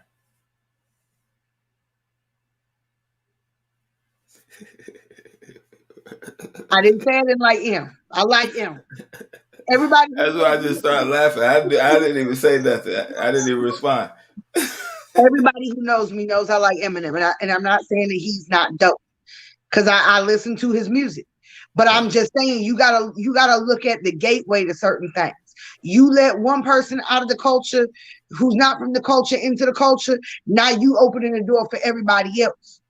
Right. So now you're saturating the culture with different ideas and different ideologies and different views on different things. Now this is where we are. Then they mad because they can't say the N-word. Right. Well, what you mean? So we've already created distortions long before we got to this point. Right. But like I said, you got Diddy in a place of power. Look at all the artists he's destroyed. Right. And that's the thing that I wanted to touch on, because we're talking about the music industry, right? So it's like, on behalf of Eminem, I just want to say this, not to this go against what you're saying. Because it's like, yo, he's definitely from the outside, but it's like, this is the thing. It's like with Eminem, he's from the battle rap, the battle culture. So It's like, yo, he would be like a cousin. And the reason I say like a cousin is because, all right, even in the beginning of hip hop, it's always been, you got the performance rappers, then you have the MCs. Yes. So it's like, okay, when I say performance rapper, just outside of black, I would say like a performance rapper would be Vanilla Ice. Boy, they did that boy bad. Shouldn't they do that boy bad? They did him bad. But then, being from the other, he's not black. But you got to think about what the message was with Vanilla Ice. Right. Vanilla Ice was kind of like in his own lane with it. You know what I'm saying? It wasn't like a disrespect to the culture. It wasn't like a takeover of the culture. He kind of just found a little groove. And he was like, it was like Vanilla Ice. Like, okay, he ain't talking no gangster mess. He ain't doing none of that. He just in this one little pocket. Right. Right. So I guess I get what you're saying, because I didn't feel like they had to do Vanilla Ice like that. They did that boy down bad. They did him dirty. But then right. Okay. On the other side, you had the lyrical, that may not be black rappers. I would say like the third basis. MC Search, who was responsible for Nas, for a whole lot of Queens rappers. You know what I'm saying? You got I forget his partner, but it was third base. It was MC Search and the other guy. Big hand in hip hop. Hip hop legends. They weren't, I think they were Italian, but they wasn't black either way. Then you got the Puerto Ricans, and you got all these other different people that was around from the beginning. You talk about breaking and the break dance and all the dance culture, graffiti. There's a lot of Spanish people and stuff like that. So it's like, okay, we're talking about the community. So when we talk about hip hop, so it's like when we say Eminem because he's not black, I think my problem that I have with when it comes to Eminem, because he's not black, or because he's white, I think people give him extra credit because Yes. he's white. Now, if he was like a regular, Mhm. you know, a black guy rapping the way he rapped, Mhm. he wouldn't have that hype around him. And I You think can't be that's the go. You can't. To me, you can't be the go to something, and you are not the culture. right. I'm So sorry. You don't look like the culture. So right. So you know. that's the thing I want to say, because it's like, you know, when you think about hip hop in the early days, we think about the first group. I mean, the first label. You had Russell Simmons, then you had Rick Rubin. Hmm. So it's like from the beginning of time, they always been around with hip hop. But I think the thing is the misrepresentation that came in. And it's like we can tie it to today when we talk about distortion and the games that media play, the way the Hmm. narrative. I think my biggest problem is with music is the corporate side, because there's a lot of indies that's still hip hop. But I think corporately, when we think about radio and stuff like that, it's the corporation that I have my problem with. But I say that to say, like, even with the Black Lives Matter and the protests and stuff like that, it was another narrative trying to be painted that it was people out there causing the riffraff. They were doing this, but later found out it was like the Antifa. Hmm. And Hmm. I think a lot of times in hip hop, it's like, let's even take it before the hip hop. Let's take it to the Black Panthers. Like we Hmm. talk about the Judas and the Black Messiah, Hmm. where it's like the man building, you know, he's doing the Black Panther Party, and they're doing good things for the community. Right. Somebody sees it. They have a Right. problem with that. Right. They don't use the other man. They use the brother man. So Hmm. now, whatever reason, or you jammed up, or whatever the case may be, you owe me a favor. So I need you to go win and do this. So Hmm. now they come in, and you know, they eventually destroy it and bring it down. But it was like from a black man that he trusted, that was working with the police, put pressure on him. Hmm. We gonna lock you up if you don't do this. Hmm.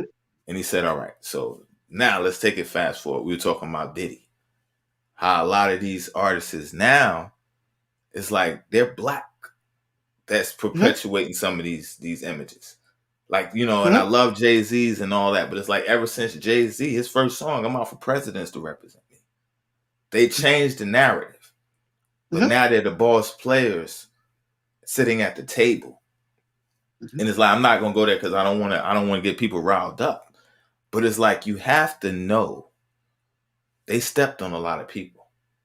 To They get to where they are. sacrificed a lot of people. They Oh pushed a yeah. lot of people out the way to get. So it's like, yo, so when we talk about hip hop, I call it the Samboing of your own people. right? So when we talk about the black hip hop culture, it's like a world culture even in that. But it's like Hmm. the ones that's perpetuating the lifestyle the most, the what would they call it? The termites of the industry. Hmm. 90% of them would be black, Yeah. and Well, it's like, right. go ahead. Go Yeah, ahead. I was You gonna know, I'm say gonna let you they're finish. behind the scenes, because it's like, you know, the man can't use somebody else. Like Eminem can't Right. destroy hip No. hop. Now it's like, even with the Black Lives Matter, it was an interesting thing that happened on BET, and it was like, okay, so when all the stuff was going on with police brutality, they Right. did a certain cipher, and Eminem spoke on the Black Lives Matter, and it was a big uproar thing. Like, Hmm. yo, you know, why did they let him do it? Right. And then you had the other side of the fence saying he did it on the TV. So it was like some people cheering him on, and some people felt salty about it. So then I seen an interview with Jadakiss and Styles. I mean, not Jadakiss and Styles, Jadakiss and Fabulous. Okay. And they were speaking on it. And they asked them, so what did y'all think about it? They said that's the only one that could have did it on BET. So they said, what do you mean? They said if any black rapper would have got up there and tried to speak about Black Lives Matter, the company would have said you're being too controversial. You're going to start a problem. But So they said, that's almost that's almost a problem. So you're right, willing to say that we're going to use the face of someone else so that it doesn't come off controversial. And see, right, that's why I said, music is a touchy subject in general for me, because it is the one thing in this country that Black people have had consistently over time. Right. It has been something that we have been able to stay true to and be good at, just an expression of self. Now, yeah, you can sit here and say there's a lot of us that play sports and this, that, and the other. That really is a whole, if we wanted to get into the psychology of it, that would be a whole nother conversation about how we're looked at as entertainment. Right. And I feel like that's how, when you say Rick Rubin, and you talk about, your what is it, Jimmy Iovine, Right. you get into, I think with Diddy, I think with just, well, hold on, let me clear it up with Eminem. I just think that we got to stop worrying about always being controversial, Right. if that makes any kind of sense. Like, Right. because in this country, in order to heal and to move on, certain things still need to be addressed. And it's not me saying, oh, why does it always have to be about race? Well, first of all, it's never really been properly addressed in this country. Right. And so when there are things that happen, you have spills over of emotions of things that have never yet been addressed. And I just think that when it comes to music, and even like with your Cardi B, you shouldn't be able to say the N-word. Because I can, and I love my Spanish people very much. But Spanish people know how to distance themselves from certain things that they think that we do wrong. They don't want no ties to that. But when you want to come over here and it's a benefit and a profit for you, you feel like the rules don't apply. But see, I blame us as a people because we have allowed it and we have supported it. Now it's gotten away from us, and then we look back and be like, well, this is a problem. Right. Your Kim Kardashians got your Black girls out here thinking she need a bigger butt and she need better breasts, and oh, I need to wear straight weave, and I need that. This is how I need to look. You don't even want to look like the God-given beauty that God has made you to be. You want to look like a version of a European. Right. And the Europeans are dying to get over here to be Black. Right. And that's the thing. It's like, so the corporations and the people that control the narrative are not the personalities, these big corporations. So it's like, if that's what they're telling America, this is what's in. The rest of the world is saying Black is beautiful. We want to be like Black. But the disconnect comes when people in America feel that it's the opposite. Because you're getting shoved with Kim Kardashian all day. You're getting this image is what America is saying. This is the standard. I think there's a difference in paying homage, right? So prime example, when Beyonce did that song, what was it then? Coldplay. I think it was Coldplay she did that song with over in India. And, India does that big old festival where they throw all the paint and all of that. I think it was during that time of the festival. And Beyonce came out in whole Indian getup. Right. And India was on her ass. Right. On her ass. Right. Because it was their culture. It was like cultural appropriation. Like, you can't do that. Like, we have to get to a point where we have the conversation about homage and cultural appropriation. Kind of like when Kylie Jenner came out and was like, I invented these braids. You did. You know what I'm saying? Black people have been wearing braids since how long?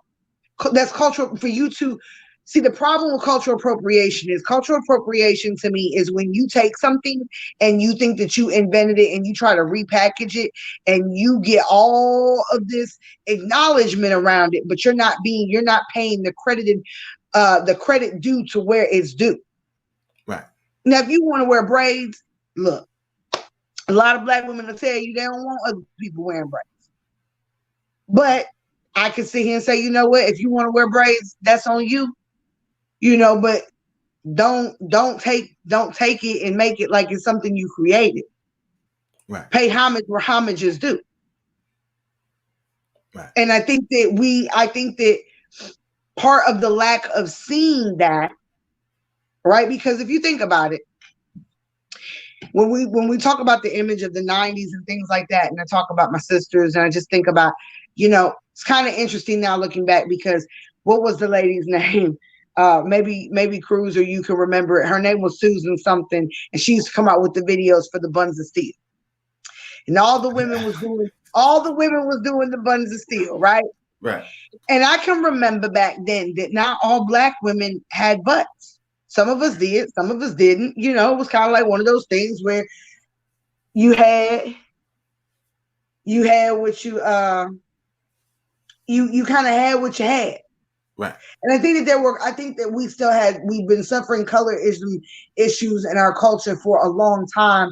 And I think that that's something that's been purposely played on and perpetuated on by outside influences for a very long time. Right. So, you know, we kind of have to deal with that within ourselves. But I think that as we try to bridge and heal within our own culture and self-acceptance and self-love, we're constantly put up against where it's the promotion of self-hate. Right. Right? We say the makeup industry is $1 billion industry, right? For you to feel insecure about yourself. So I don't think there's nothing wrong with women wanting to wear wigs if they want to change their hair color, they change their hairstyle, or you want to get a sew-in done because you just want to go for a particular thing and you don't want to do nothing, you don't want to mess up your hair. But I think it's a problem when you solely do that, but you don't ever wear your natural hair. I think it's solely a problem if you don't ever go outside and you can't ever take off no eyelashes. Like, why are you running around in sweatpants and eyelashes, a full set of makeup on? Like, when do you learn to feel comfortable in the skin that you're in? Right. Now, fast forward that to distortion in music. The pressure to look and be and be perceived a certain kind of way is constantly weighing on people. I don't think it's necessarily a trauma within itself, but I do think that it causes people to start to get depressed, to feel depression, to feel anxiety, trying to figure out ways to cope because they don't meet the society standard of beauty. And my thing is, who set that tone? Right. Because if you really want to look at the narrative, you got bad apples in all groups. And I've said this, you got black people that are some bad apples. You got some white people that are some bad apples. You got bad apples in every culture. Right. But when you can blatantly see that you have women in this world who want to look just like you, but you dying to look like them, somebody done flip the script on you and you not paying no attention. Right. You know what I'm saying? Kim Kardashian and all her sisters, that have had surgery, Kim, Khloe, and predominantly Kylie, all want to look like black women. Right. But black women want to look like the lighter persuasion. Right. We dyeing our hair blonde. Blonde is not a natural color for a black woman. Right. So you start to see the distortions of images being promoted, but then you have what I like to call the industry slaves, because I'm a firm believer in this. Anybody who's ever dealt with the music industry or knows anything about the music industry, I'm sure these are conversations that they have all had, that the industry is going to mold you to be what they want you to be. If they paying for it, they branding it, this is what they want. Now you are selling out to be that image because you have a choice to walk away. Right. If you're choosing to sell out to be this image, you are now responsible for any content that you put out. You become responsible for that very thing that you have perpetuated into society. Right. You know what I'm saying? And the one thing I can say about Beyonce and Jay-Z that I do appreciate is that they keep a lot of their private lives very, very private. So you can only really see them for the music. Now, if you want to be a stan and try to jump off the deep end on that, then you just lost your marbles. You know what I'm saying? Because it ain't that deep. But they've kept that so private that there's only people can only speculate so much. Unless you're really digging deep into some other things, you can only really speculate about who they are. So there's a very fine line for us to be able to say contradiction. Right. Maybe if we go back and we look at some of the behaviors of back in the past, we can kind of say, okay, they did this and they did that to get to here. And now you kind of made it, so you just gonna seal tight. And I think Jay-Z seals very tight because he really wants to be a part of a club that I don't care what nobody say. At the end of the day, them businessmen are only gonna be around you and deal with you because of what you bring to the table. But best and believe at the end of the day, when they look at you, you are still a black man. Right. No, that's a fact. Corporations are only going to use you to get what they need, and that's the thing that I think bothers me too about the distortion and the perception of music and what it does on the culture as a whole is because these people are taking people that have nothing. They have nothing. And they want to be in a position to provide for their families and to be famous and to have something. You're kind of playing on this generation that we talked about. Everybody wants to be famous. You're playing on that. But if you look at the artists that are picked for major industry, right, they're very, very moldable. These ain't like some of your artists that you had back in the 90s. right. You know what I'm saying? So they're able to kind of mold them and do what they want them to do. Like even when you look at Nicki Minaj, like Nicki Minaj is not that light skinned in real life. She was not. And she never had that kind of a body. She was a very petite girl. So over the years of being Nicki Minaj, now you got a set of double D's and your butt extra big and it don't even move. You done did all this for the industry. Again, and I almost feel like it's to promote self-doubt and self-hate in our ordinary live people in order to keep them buying, to keep them wanting to keep up. Right. Keeps you in the rat race. Right. Now, I agree. And the thing is, when we talk about the message, right, that's the difference between the 90s and now. Because it's like, okay, when we get to, all right, the 2000s where Nicki had her run, you know, she was pretty much, she was the only one at the top for a long time. Right. So now, okay, Little Kim, not only did Little Kim have the sexual look, Little Kim had the lyrics to match, right? So now you have on the other side where it's like you said, the embellished over body and stuff like that, where she's over sexy with getting enhancements over time, Nicki Minaj, right? But on the music side, she's tapping into the pop. She's doing this where it's like she's so disconnected from our community. It's like we don't want to hear that. You know what I'm saying? But it's like almost like Disney rap. So it's like, you know, it ain't something that we would listen to, but like it's certain pop songs where she may be singing or doing type of songs that I respect from Nicki. But then also mixtape Nicki and stuff like that where she can tap into different lanes. But the thing I want to say with that is like even now from what Nicki was doing, it's kind of like Lil Kim started the torch. Nicki was next. But it's like the message, she had the Barbies and stuff like that. It wasn't as vulgar as go out and do this, go out and do that. It was more like, you know, it was more girly. Whereas like now the message in 2021 is get naked, get the money. And it's like the creativity is like not even there, where it's like everything is now butts, booties, you know, boobs, sexualized. So it don't matter how the song sounds. It's just like you watching a quick clip of like almost a porn real quick. So it's like, you know, from the era where they took music to where it is now, the creativity of artists gets smaller and gets smaller and gets smaller, where you still have the Rhapsodies, you still have the people that's putting out artistry. Right. But you will never see them on a big screen.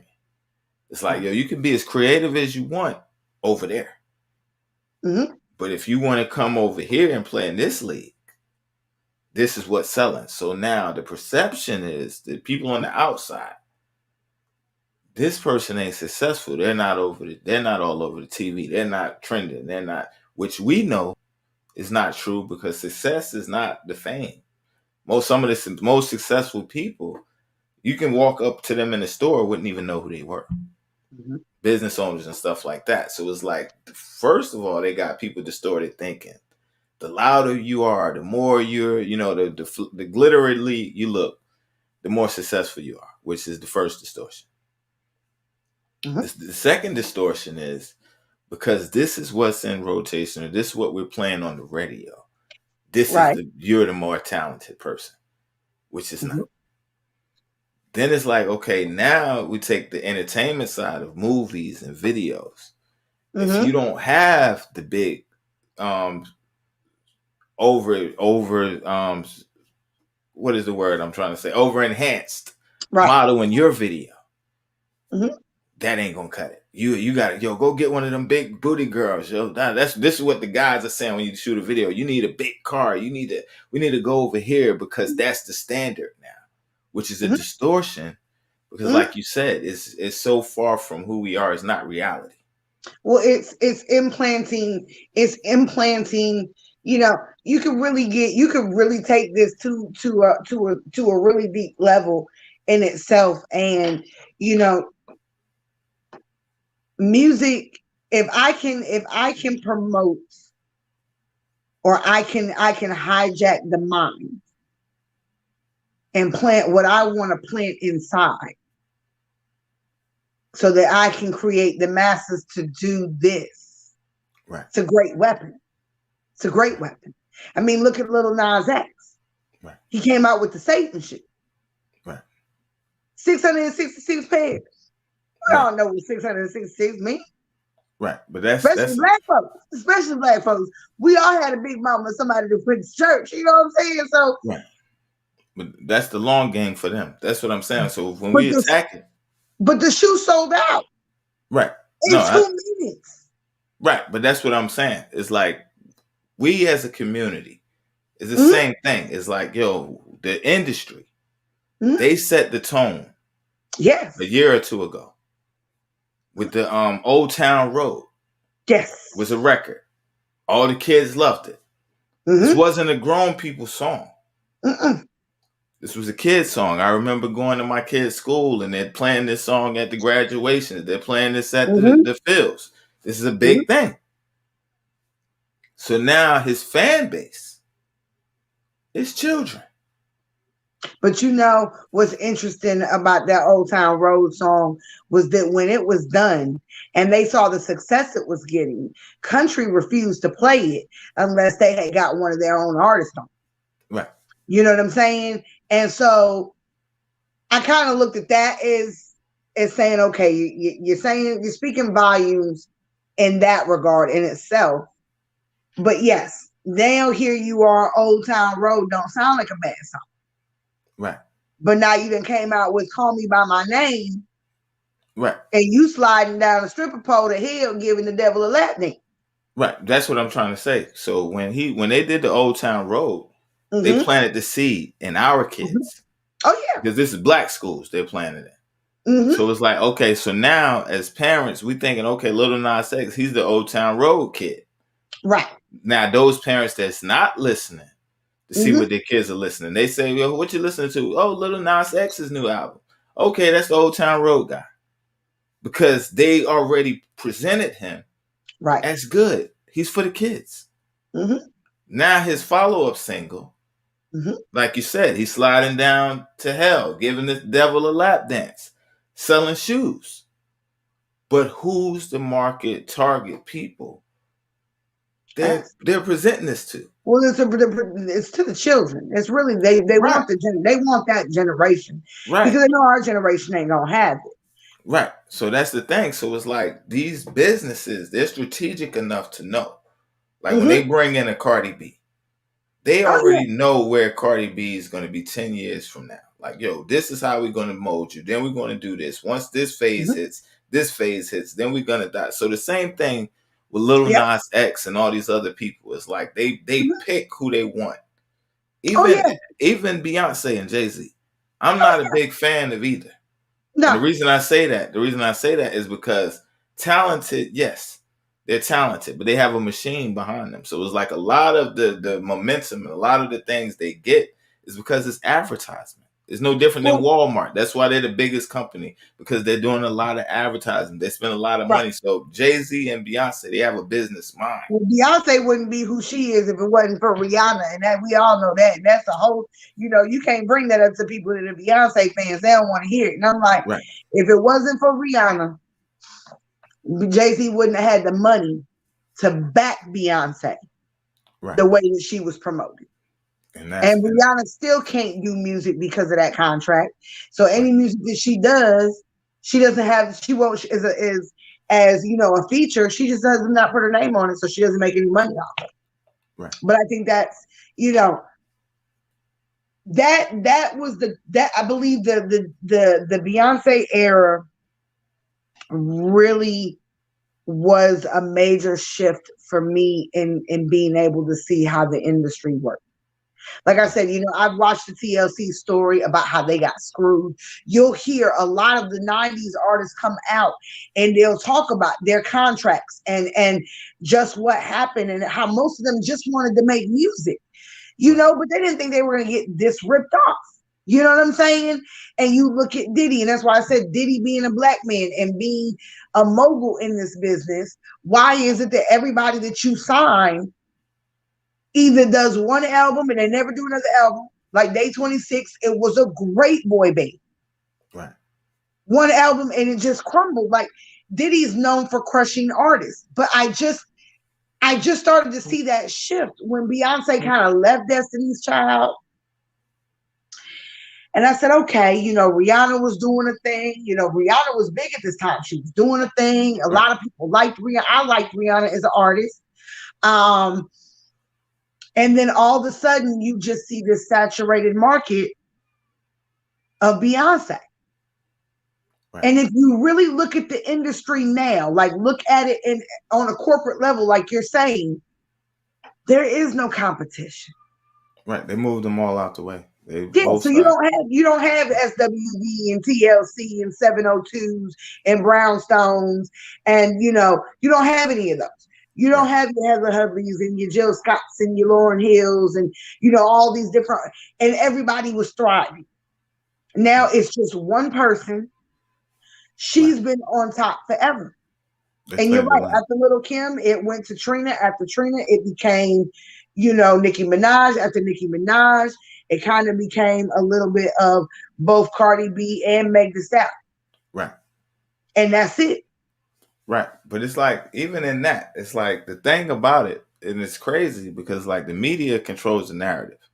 The pen, whatever the story headline, they control it. The media is owned. The media is owned and works for the powers that be. Right. To spin, how they want the narrative spin. Right. I've always believed that. I said, because the media never gets it right.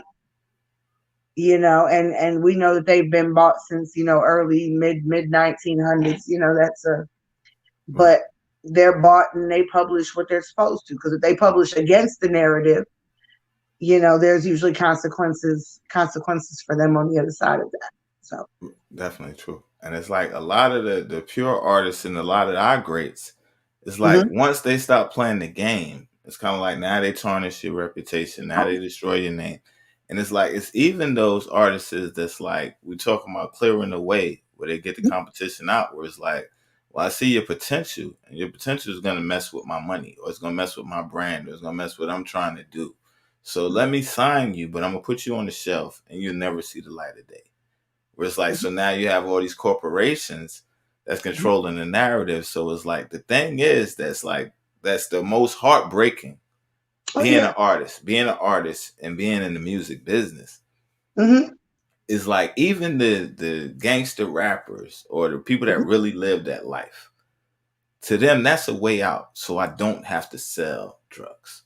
For the person that's in the gang, that's rapping about gang and really living that life, it's like, this is so I don't have to be out here banging. I don't have to be losing my homies. Now I can take all my people and we can make honest money and get out of the neighborhood. Then you have the people that's the poets that's doing it for the art. We're Mhm. going to keep the arts going.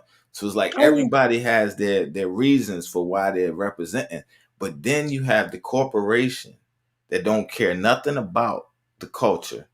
They don't care nothing about the artists, and they definitely don't care about the fans. And they come in and they say, we're going to determine what's hot, what's not, and what gets played. But it's like, but then they flip the script. It's always a flip the script where it's like we make them think they have the power, but we really have the power. So they Mhm. say we control the narrative because if y'all don't like it, stop listening to it. Yep. It's like, okay, but if y'all are controlling the majority Right. Mhm. with programming, so they don't know it's something wrong. They don't know we're in the matrix. They don't know we're being hypnotized. They don't know we're being Mhm. controlled. They don't know. So the Right. 10% or the people that eyes are open, Right. it's like, yo, wait a minute, yo, they leading y'all to the slaughter. So when we Yeah. say the slaughter, I would say like even I'm gonna bring it back to the drill music real quick. So Mhm. when these guys out here, they're doing it. These Chicago and different places like that, they're doing it because they're Mhm. saying I'm putting it in music because I don't Mhm. want to be doing that. But Right. around the world now, people are dying. So Oh then yeah. I checked the stats and I watched a documentary on it. In a Mhm. year, it was like 300 deaths just Wow. in rap alone in Illinois. That's a, 300 in 1 year. So that's like one person a day, just rappers. and Chicago has been off the chain since, Right, I can remember in the 90s. Like I had a cousin that would go there, frequently, and boy, Chicago's a rough place. It always has right, been. It right, always has been. And it's sad. It's sad that that city has the level of violence that it has. It's kind of like the forgotten city. You know what I'm saying? Like people right, just have kind of let it become Beirut and just walked away. right. And that's the thing. So it's like, so these artists are saying we ain't with the violence. We Hmm. express it. And that's it. Hmm. But it's like you got the people that's like trying to emulate what they're talking about. Hmm. So it's like it almost becomes like, yo, now the corporation says, okay, we like what y'all doing here. That's right. It sounds like destruction. Oh yeah. It sounds like destruction. Let's play this all day They long. long. So then Hmm. the sexualization of women through female rappers. Oh Oh, yeah. did you just say you had to WAP? Did you just say you're gonna do this? And then after that, two of them can come in. I like it. It's real raunchy. Let's play this Mm-hmm. all day long. Yeah. Somebody else comes in and they have a message, and I'm the at this point I'm the director, and I hear it. It Hmm. sounds too positive to me. Oh So now yeah. the next guy comes in. You're giving black people too much hope. We just don't like it. The next guy comes in. Yeah. Can you talk about a little more drugs in your record? Can you go back to calling them the B word? So now these are the boards. So whatever the skin color, whatever the face, it's just a position. Oh, even like the demonic realm. Like, yo, Oh anybody can yeah. fall in that, be used in that Hmm. situation and compromise. If you're compromising, they may say, well, was my job on the line? But you know right from wrong. In these meetings, the problem becomes when it's like the little Nas X, when they say we want to target the kids. Hmm. So by the time they're 16, they're doing this. And Yeah. by the time they start doing this kicks in plan C at 21, at 30. Hmm. And it's somebody behind a board in a meeting saying, this is how we're going to destroy them. Well, I've always said that homosexuality, and anyone who's listening to this game, I say this with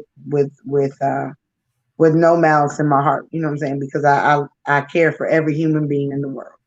I don't necessarily agree um, with lifestyle, but that doesn't, you know.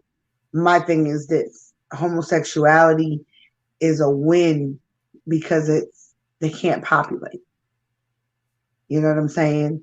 There's if anybody believes in the Georgia Guidestones, you can go to Georgia, you can actually see them about the rules of things that need to happen. Right. on the planet. But I do believe the conspiracy around music. So I'm in a complete agreement with you on, I've listened to interviews like with Prodigy, and certain artists that have talked about, like Cassidy's even done an interview where he was like, I don't know if it's like homosexual situations, but they Right. got situations with people, and I don't really want no part of it. So he kind of talks about why he kind of just walked away.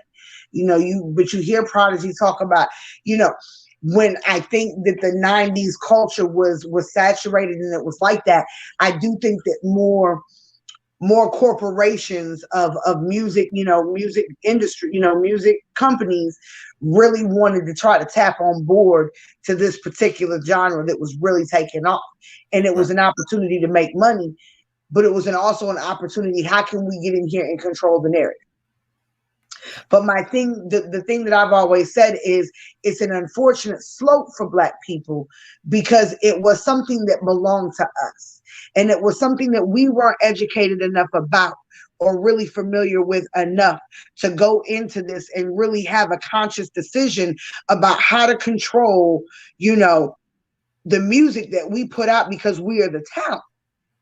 Right. Instead, it goes from the nothing situation to having everything. And I've always said it. I don't believe it's just you sign and I'm going to give you the good life. I really believe it's an opportunity to experience what that looks like. Right. You know what I'm saying? And I believe everything Cat Williams said when he was like, you going to mansion parties. You know what I'm saying? You experience some things you ain't never experienced. Right. You feel like you've made it. Now you've made it under these conditions. Under these very specific conditions.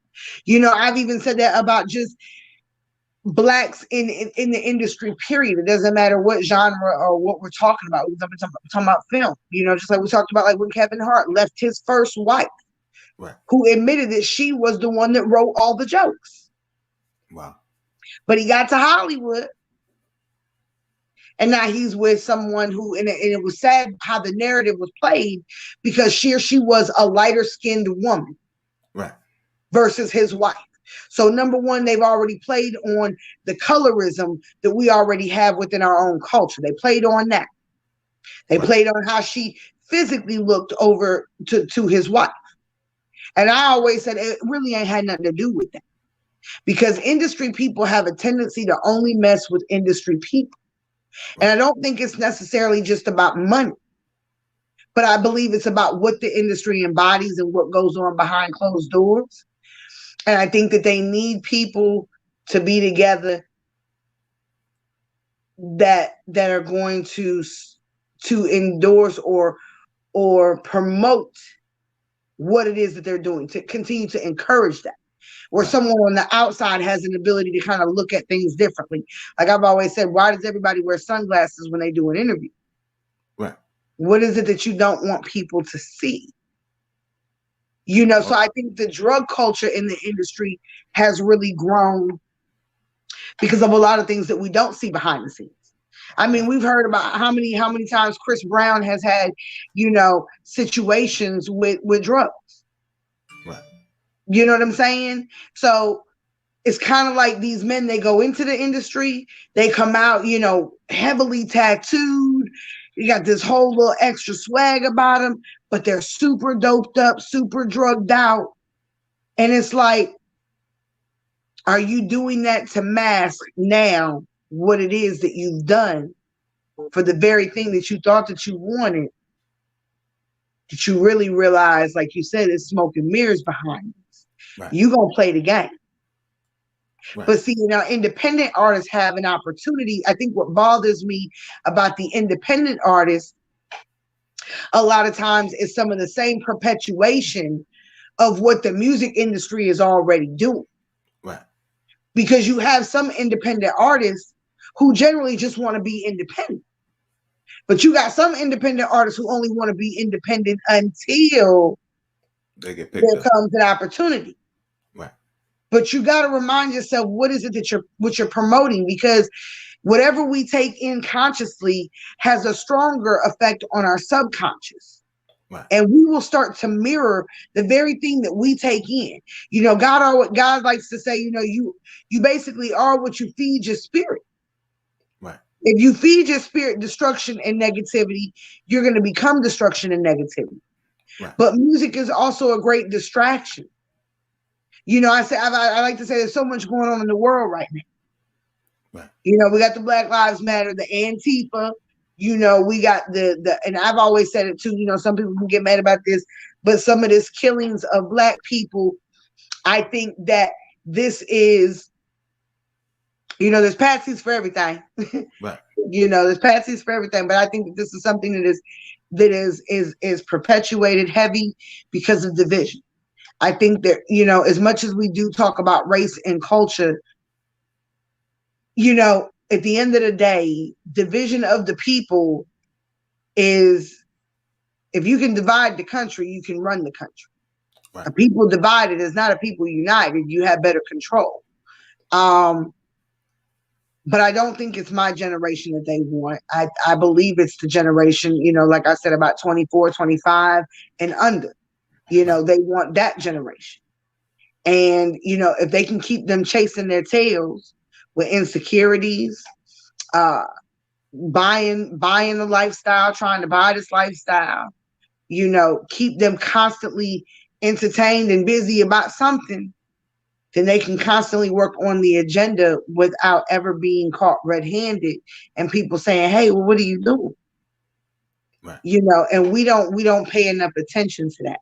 I just think that it's sad about the culture for us because we didn't have the education or the skill or the knowledge to know how to take something that was going to be worldwide and really make it something for the people, by the people, that could have been enjoyed by the world, but something that could have brought wealth and power within the community.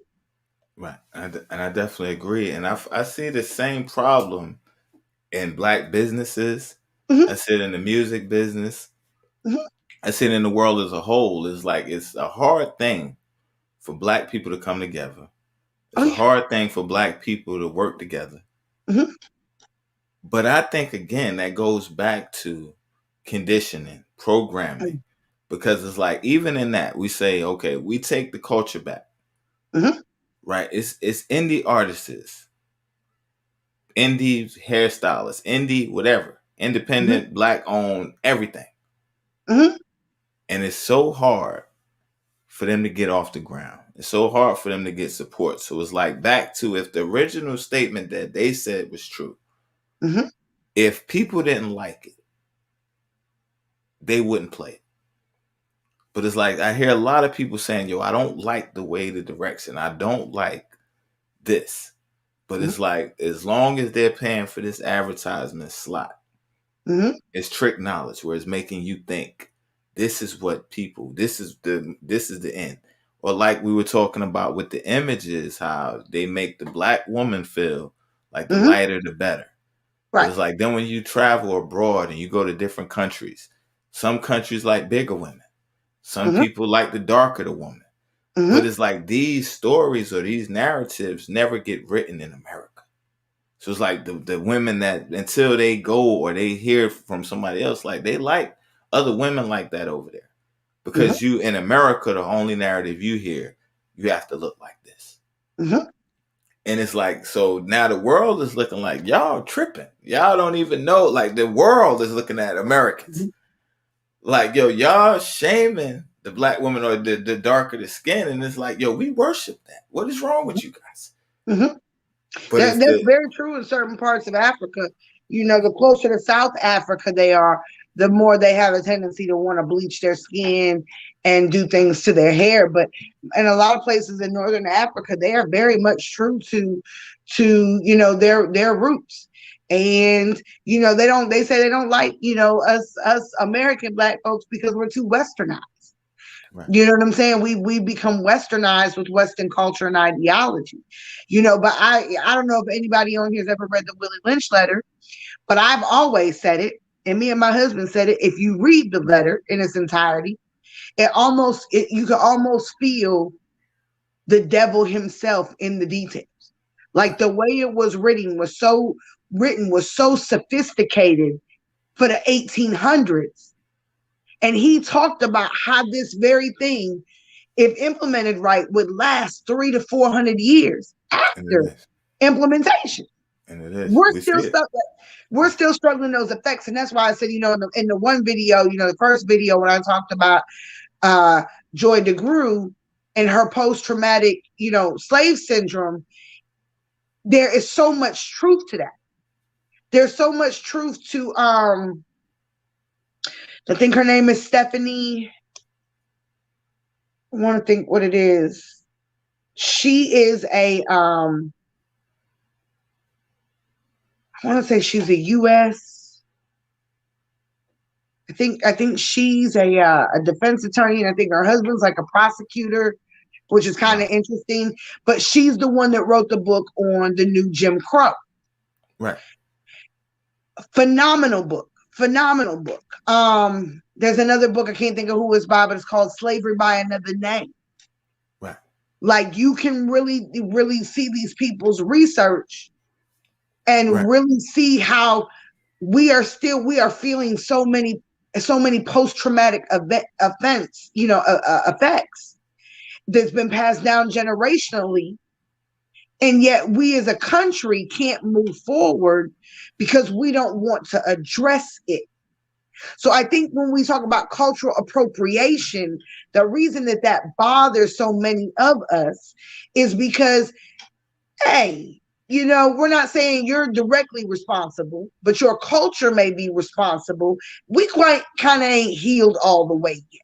Right. That's a fact. You know what I'm saying? You over here saying the N word, you doing crip walks, you doing too much. You know what I'm saying? You wearing the braids in your head, you trying to get the body, like you doing too much. Right.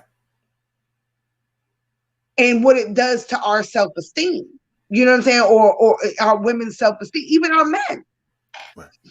My husband pointed out something that was interesting. He said, when you look at the commercials, they never show the interracial dating on TV or in commercials where it is a black man and a white woman, Right. but it's always the black woman with the white man. Wow. That's psychological within itself. Right. Right. Even the promotion of black men with white women, it's psychological within itself. Right. But see, we've been promoted to in this culture where, because the man has been out of the home for so long, first it was, Vietnam, then it's coming back from Vietnam, then and housing, they're saying, nope, you and the kids can stay here, but the man can't stay here. So Right. You're removing the father from the home. You got the drug epidemic. Women have been preached to in music, single ladies, independent women. We've been promoted to about being independent and being strong, to the point of the matter where we self-validate so much and we're so independent that now that creates breakdowns within relationships. Right. To have healthy relationships. And then the men have been promoted to so much about the abuse and the mistreatment of black women. I've always said it too. Pornography has been a very interesting journey if a lot of people actually do the research on it, about how much of the interracial pornography is done where white men are with black women, and the abuse kind of situations that are attached to that kind of fantasy. Right. So you're constantly being promoted to, on a cultural point, so many different ways of breakdown and oppression and mischaracterization and stereotypes, and then music kind of doesn't make that no better. You can sit here on the track and say, be this and be that and hold this and hold that. And the girl will be in the club, you shaking your butt, you dancing to it, you accepting the song. But now somebody call you that off the dance floor, you ready to fight. So we really have to take a stand back about what it is that we want to promote, the image that we want to be, just like being an artist. If you are an artist that doesn't drink, doesn't promote drugs, or doesn't use drugs, but you promote it in your music, If you consider yourself to be a very modest individual outside of your music, why can't you be that modest conscious rapper in your music? Right. Because what happens is you create your own mental health issues by trying to split yourself into two different things. And then Right. when people see you, they want the image. So my thing is, you got to be aware. You got to come out with who you are. You're gonna get a better response being real with yourself and real with your fans than you are when you live in a lie. Plus, you have the ability to really impact people in a more positive light. But if you're worried about the money, then you're never gonna do the right thing. You're never gonna preach the right message. Money is gonna be the complete opposite of positivity. Right. Money is a tool that we need to do certain things in life. But if it is the ultimate goal, then your message is already lost. Right. And, and that's the thing right there. Is like if you're doing it for the art, it's Mm-hmm, gonna last forever. But it's mm-hmm, like the unfortunate thing is like, yo, in any industry, just like the job or anything else, it's like if you don't want to do this, mm-hmm, they get the promotion. So mm-hmm, it's like, yo, artists in our community, we gotta take it back and be real. Like, yo, we gotta stop letting media and social media and the news and the narrative that they're painting mm-hmm, control our community because we know they don't have our best interests in mind first. mm-hmm, So then it's like, okay, when we talk about the narrative, it's like back in the day, if somebody was fronting or they wasn't living it, it's like we didn't that wasn't cool. Or if it was mm-hmm, like if you sold out, you lost the people. mm-hmm. It wasn't like you sold out and took the people with you. Right. It's like somehow along the way it's flipped where they're Yep. selling us out and we're cheering them along the whole way. Mm-hmm. They're selling Because us we're out. able to because we're able to see it all.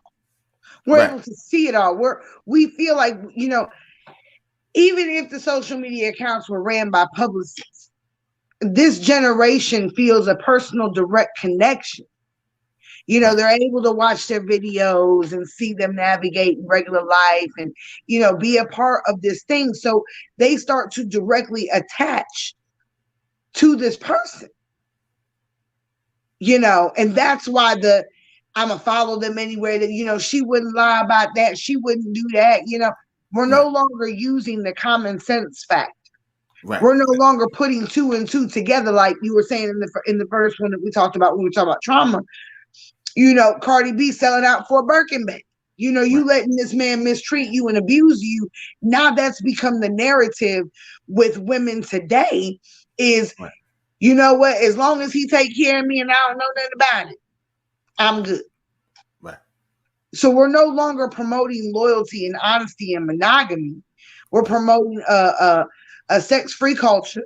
Do what you want, however you want. There's nothing wrong with it. Just get your bag, just get your coin. And it's Right. like all money ain't good money. And I want to say, I feel bad for the mass of people, but the only thing I feel bad for them about is the fact that they lack the enough common sense and critical thinking skills to really be aware of their pitfalls. When we start talking about mental health, at some point, it really does become, a situation where you have to become consciously aware of what it is that's happening to you. And if you're starting to find yourself having anxiety and in distress and you're depressed, why are these things happening? What was the event that triggered that? Right. And why not say, okay, well, since I'm starting to have these feelings, maybe it's something that I need to take a break from. And I just need to reassess something. Like everything doesn't have to be, you know, super traumatic and super deep on that level. Some things can just be that very scratch a little bit beneath the surface, and you can start to say, okay, there's some things bubbling, but why do you keep subjecting yourself to this? Right. You know what I mean? But I think it really truly sometimes because of the hierarchy of need. We live in a society where everybody wants to be validated and everybody wants to be accepted. We have yet to pull away from society and be like, you know what? I might got 2, 3 friends and I'm cool with it. Right. Everybody wants the large gathering of acceptance and love and support and oh, this is great. And it's like these people are along with you for the ride. That's it. Right. Right. Because once the ride is over with, They're the gone. lights go out, people walk away. How many artists can we actually say have experienced that? Millions. Millions. I mean, millions that have, I mean, and people that have been famous, even. Right. Unsung You know what every I'm saying? time. How many people cried for Michael Jackson when he died? But as time went on, it goes on. Right. We'll remember them, but when it's all said and done, it's that moment where everybody's affected, but then it's time moves on. But in this culture, it's gonna be, oh, you're no longer hot no more, and it's over. That quick. The, 5 minutes. the cancel culture. Do something they don't like, and it's a wrap. So I do feel that it is kind of a catch-22 for the artist. At this point, Cardi B could never come out with a conscious record. Never. Wow. She could never come out with a conscious record and be taken seriously. Right. This is the image you've created. This is what you're going to do. When your shelf life is up and your body kind of starts to, and we're done with you, they're gonna push you to the side and ain't nobody gonna care nothing else about it. I mean, Right. Nicki Minaj is slowly faded from the view. Right. You know? And I think that's not always a bad thing if we, what I'm saying, if we're looking at it in the view of being honest and true to your culture. The more pure you are to your craft, the less fame you're gonna get. The Oh less yeah. more, what I'm saying, the less people, the more resistance you're gonna get. So it's like even in that, it's like that quick 5 minutes, it all comes back to, Mhm.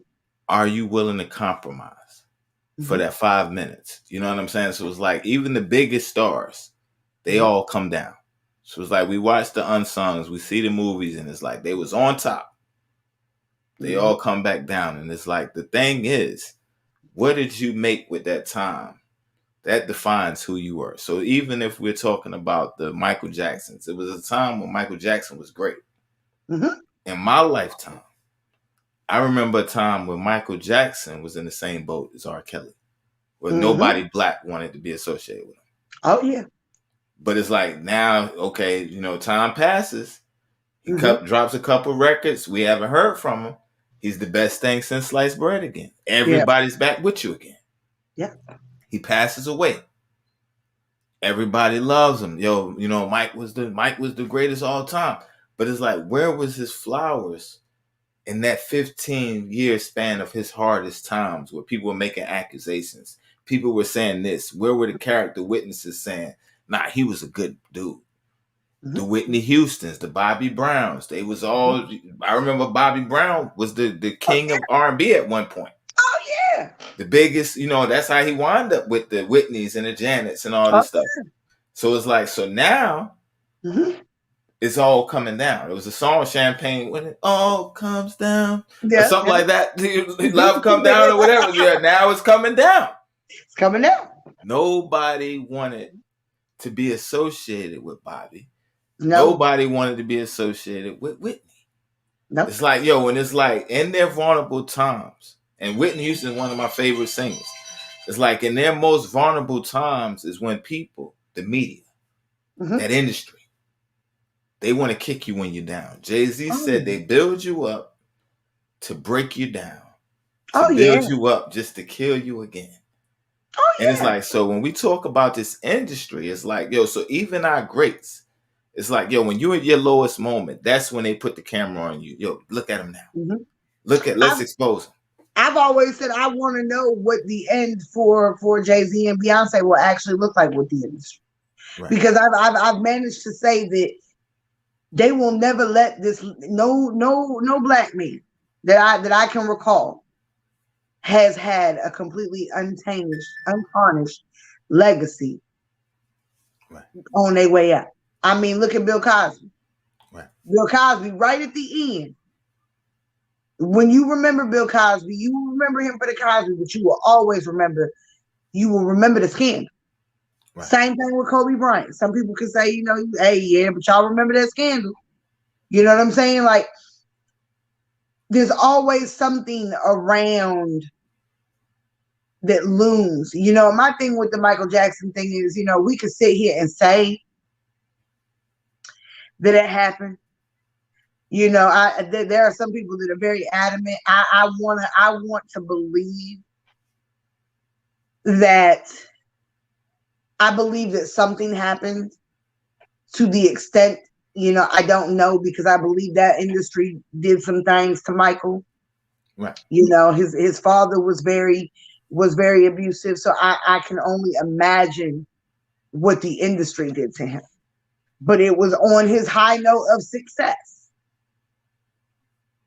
that he just miraculously died. Right. Of apparent, drug overdose of narcotics that he was supposed to be receiving regularly. So it's kind of like one of the, it's just one of those things where it's like, you gonna play the game. It's not designed for you to win. Right. You are an asset until you are no longer an asset. Right. And you're not gonna go in this game. And if Michael Jackson really showed me that when it comes to the industry, corporate industry. Right. That man walked away owning half of Sony's and how many masters. Right. That man died. I don't care what nobody said. You right. can sit here and say, "Oh, that wasn't no accident." He was, preparing for one of the biggest tours of you know what I'm saying, of his life at the time. Right. So, and everybody knows that everything that Michael did was on point. So they're never gonna let you get that close to that level of success ever again. Because I find it interesting that all of the greatest of that generation have been killed off. Right. Michael's gone, Prince is gone, and who was it when DMX did the interview, when he talked about when he first met Prince.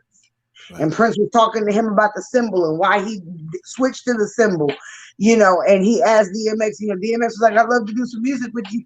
He asked DMX if he owned his own masters. Right. He said, "You don't, I can't do no music with you." So there were things that were circulating at that time, just, underneath the radar that we don't hear about all the time. These artists have stories. And it's just a shame that these newer artists, they go into this thing purely just wanting to be stable and financial, and to have a little bit of fame, doing what they think they love to do. And it's just going to swallow them up. Right. I mean, we look at Nicki Minaj. Nicki Minaj's brother was a pedophile. She done married a pedophile. You can't win out here in these streets. Your business is gonna be told because the media, that's what they designed to do. Right. See, you will not leave this industry unscathed. Right. You just won't.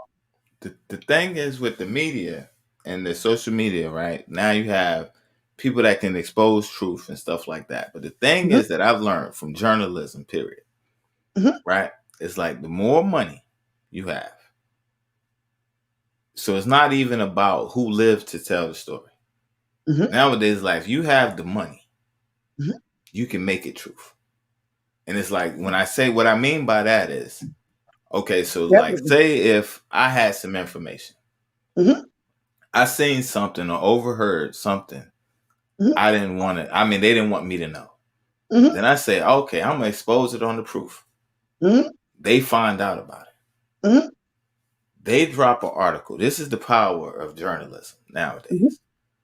They drop an article. Sion found with heroin in the hotel, whatever the case may be. Oh yeah. People like, wait. People that know, nah, ain't no way. Right? But now they pump enough money behind it. Even people that know you, see you every day now, start scratching their head. Yep, like, what did I miss? Well, maybe. I know he get missing at night. Yep. And it's like, but this, and you sitting there, y'all know me. Yeah. That's the power of media. So when we talk about these, make you think things that ain't really factual, like, but you start having pause. Right. So now you got these major celebrities That's Oh like yeah. they had these big names, so it's like, yo, so you don't want to play ball no more? Kanye West, prime example. Right. Kim Kardashian keeps saying he having a meltdown. He having a meltdown. You know, I that scenario was powerful for me.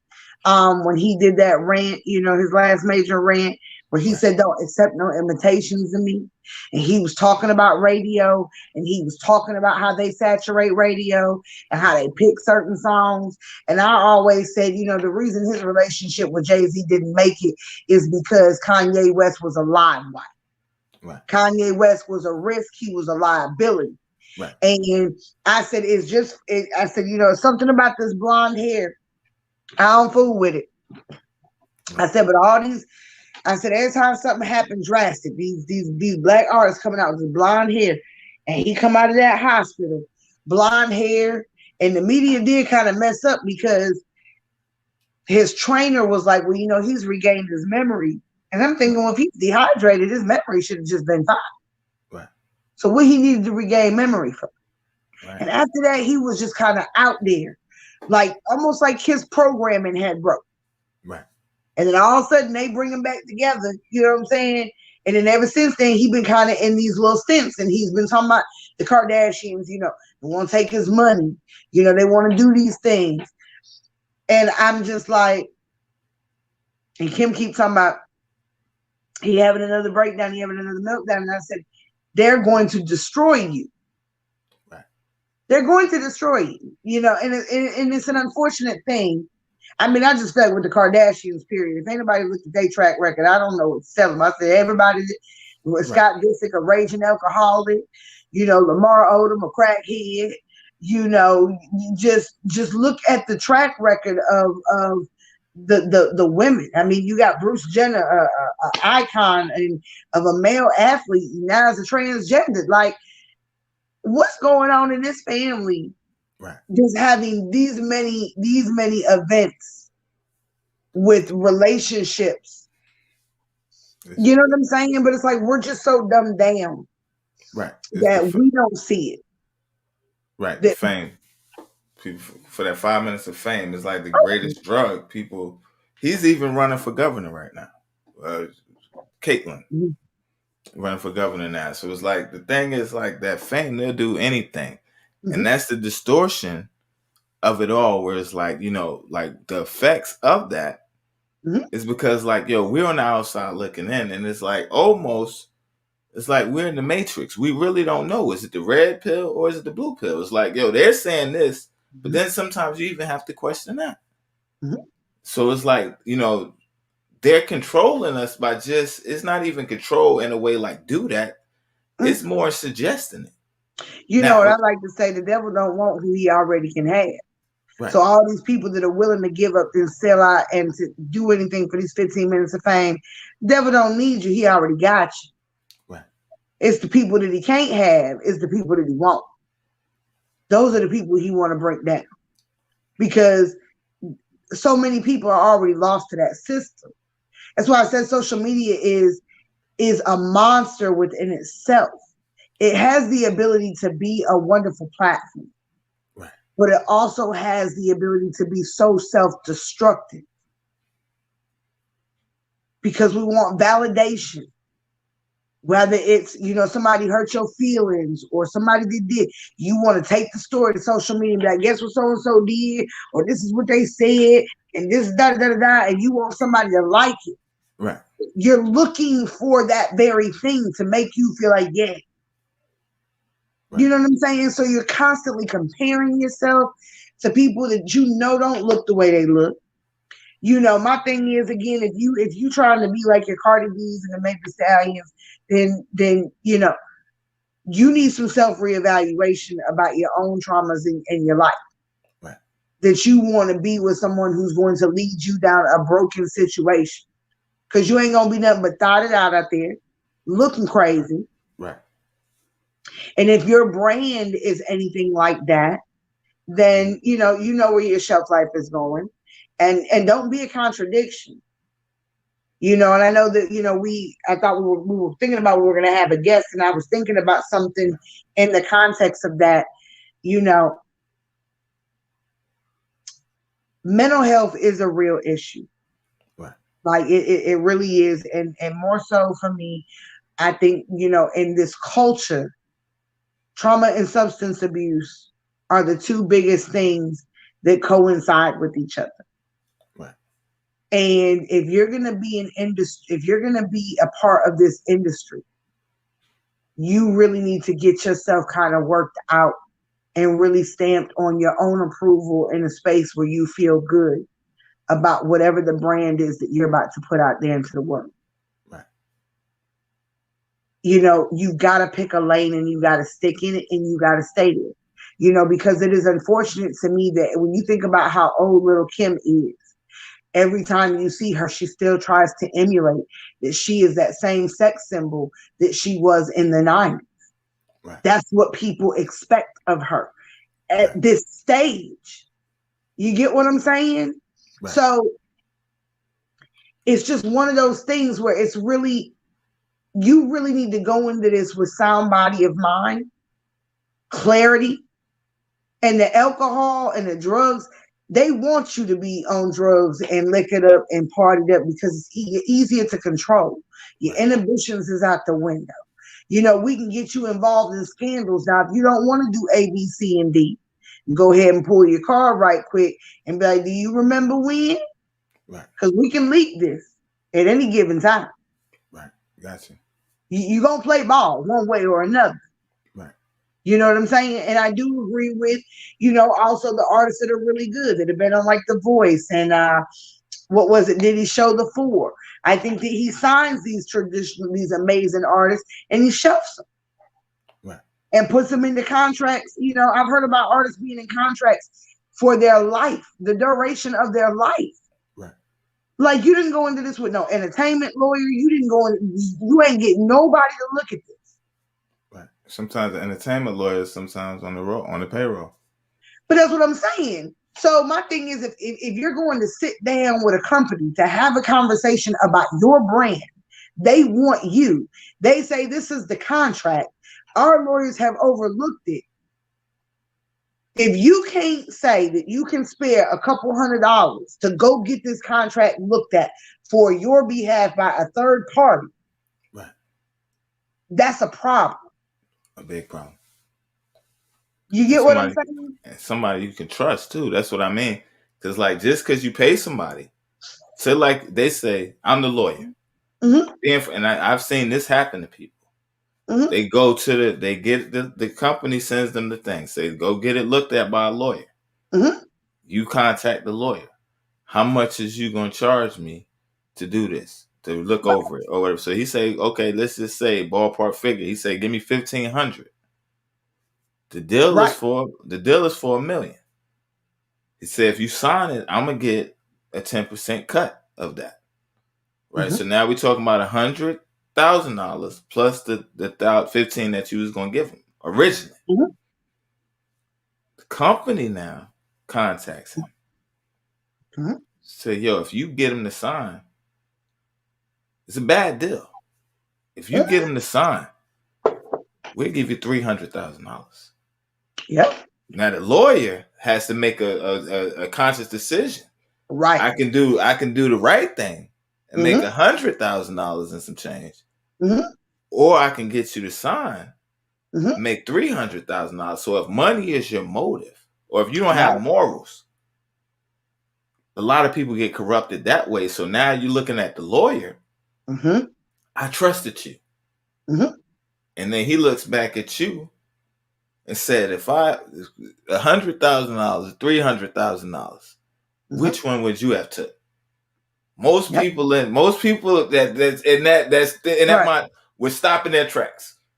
Yeah. Well, I'm mad, but I feel you because $100,000, $300,000. So if the company has the money already to give you $1 million, surely they can outbid you on the lawyer to pay him. So you have to be careful with that. Even in that, try and find an industry lawyer that's not affiliated, none of that, because you don't know what ties or what favors or what back deals get cut. It's the same way. There's a girl, I can't think of her name, to save my life. I've come across her YouTube channel like once or twice. It's just kind of random, like every time I do. But she used to work for Bad Boy as Wow. an entertainment lawyer. Right. And she broke down Kanye West's contract. And they didn't did that baby in. Right. Like, it's sad, but she actually goes over contracts and really tries to talk to, upcoming artists, independent artists, just about contracts and what to look for. Even if you're looking for a distribution deal, like, these are the things that you need to be looking at. Like, I get sometimes that we just want to do a craft, Right. but don't become a slave to the craft. Don't become a slave. Like, you want to be able to enjoy that. You want to be able to go home at night with peace of mind about your brand, about what you're promoting. And, what people don't fail to realize is going against the grain and doing your own thing, you're going to get more people are going to pay attention to that than when you're just a cookie cutout of everybody else.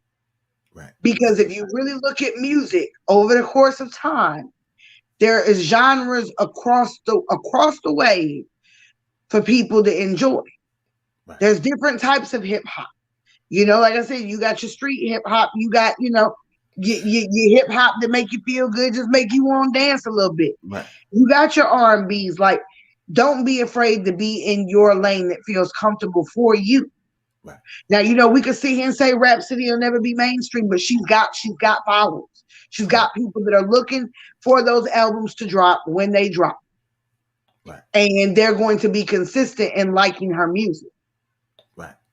You can get out here and play with your Trey songs and all them all you want to, and I'm like, how do we even support this when we hear about all the things that he's done to women?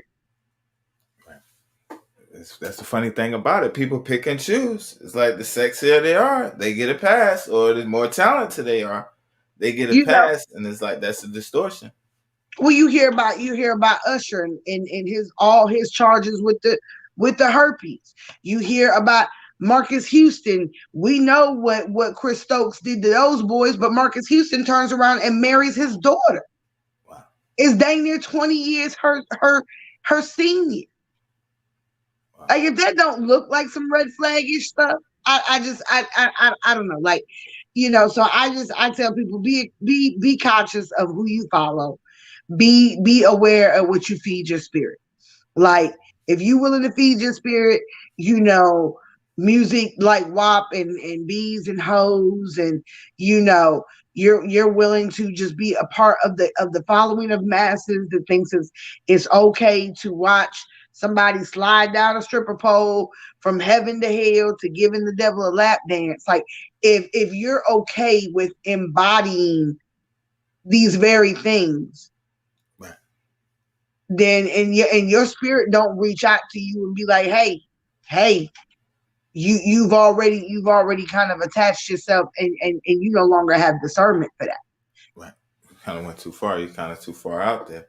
And that's the thing with distortion and perceptions, because how you perceive it is in your mind. The way that if I perceive it to be, then that in a way is my truth. So when we're saying music and perception, is like it kind of extorts or distorts my way of thinking. So it's like the stuff that I'm thinking is normal really isn't normal, but in my perception, it makes sense. Right. And that's the danger part. And it promotes all the things that I think the biggest shift is it promotes exactly what people want to be doing. Right. And so therefore they are the continuation for their own mental distress. Right? But at the end of the day, it promotes what makes them feel good. There is no higher authority. There is nobody to answer to. There is nobody judging me. Every time I look around on social media, for these that are doing that, they're looking around and it's like a constant validation of what I'm doing, my lifestyle. If you got an OnlyFans page, how many other people have OnlyFans pages? Right. If it's, smoking weed and drinking lean. How many other people are doing that? Lil Wayne did it for how long? Right. You know what I'm saying? So if it's the emo rap, the dark drugs, there's a whole market for that. So it's like you're finding what you want to fit against, what you want to mirror, and that very thing supports your very justification. Cardi B and Meg Thee Stallion are justification for a lot of women, young women today to act the way that they do. Right. That's the justification. Cardi B and Meg Thee Stallion and Kim Kardashian and all of them. This is how they look, and this is how they live their life, and this is the kind of bag they got, and I want that. And it's valid. It's confirmation. Wow. So no matter how distressed they get, this is what they want. This is what they're mirroring. This is validation. Right. And then everybody can be famous on social media. Like you said, whether it's 15 minutes, 20 minutes, you hot for 3 months, whatever it is. You know what I'm saying? Right. It's just justification and validation. When it comes crashing down or you're not getting the response that you want, then that's a problem. But for those who are just mirroring or just looking at these things and feeling a certain kind of way, my question becomes, if it's causing you to distress mentally and emotionally, just looking at it, then that's a cue that you need to just walk away. Wow. And people laugh at me because I don't go on social media like that. Right. I may post something here and there, and God forbid to all my friends that I'm a terrible friend because I don't be on there enough to like, share, comment. I don't do enough of that. Right. But I don't make that my world, because you're only going to get the reality that you put yourself in tune with. Right. And social media is your reality. That's where you're going to be all the time. Right. If your reality is your family and things that are tangible around you in this moment, that's where you're going to put your energy. Wow. That's real. So you got to, like I said, I like music. I don't listen to it every day though. And that's as a grown woman who still loves 90s music, but I can't listen to that every day. Right. I can't. Like for me, I've learned what my dose limits are about certain things. You know what I'm saying? When I want to ingest certain things and when I need to take separations from certain things. Right. But as far as distortions, sometimes you got to step away from something to really get the clarity that you need to evaluate some things in your life. But this drug culture is highly perpetuated, and it's unfortunate that it's perpetuated by artists who don't know how to cope, which is a part of a culture that doesn't know how to cope.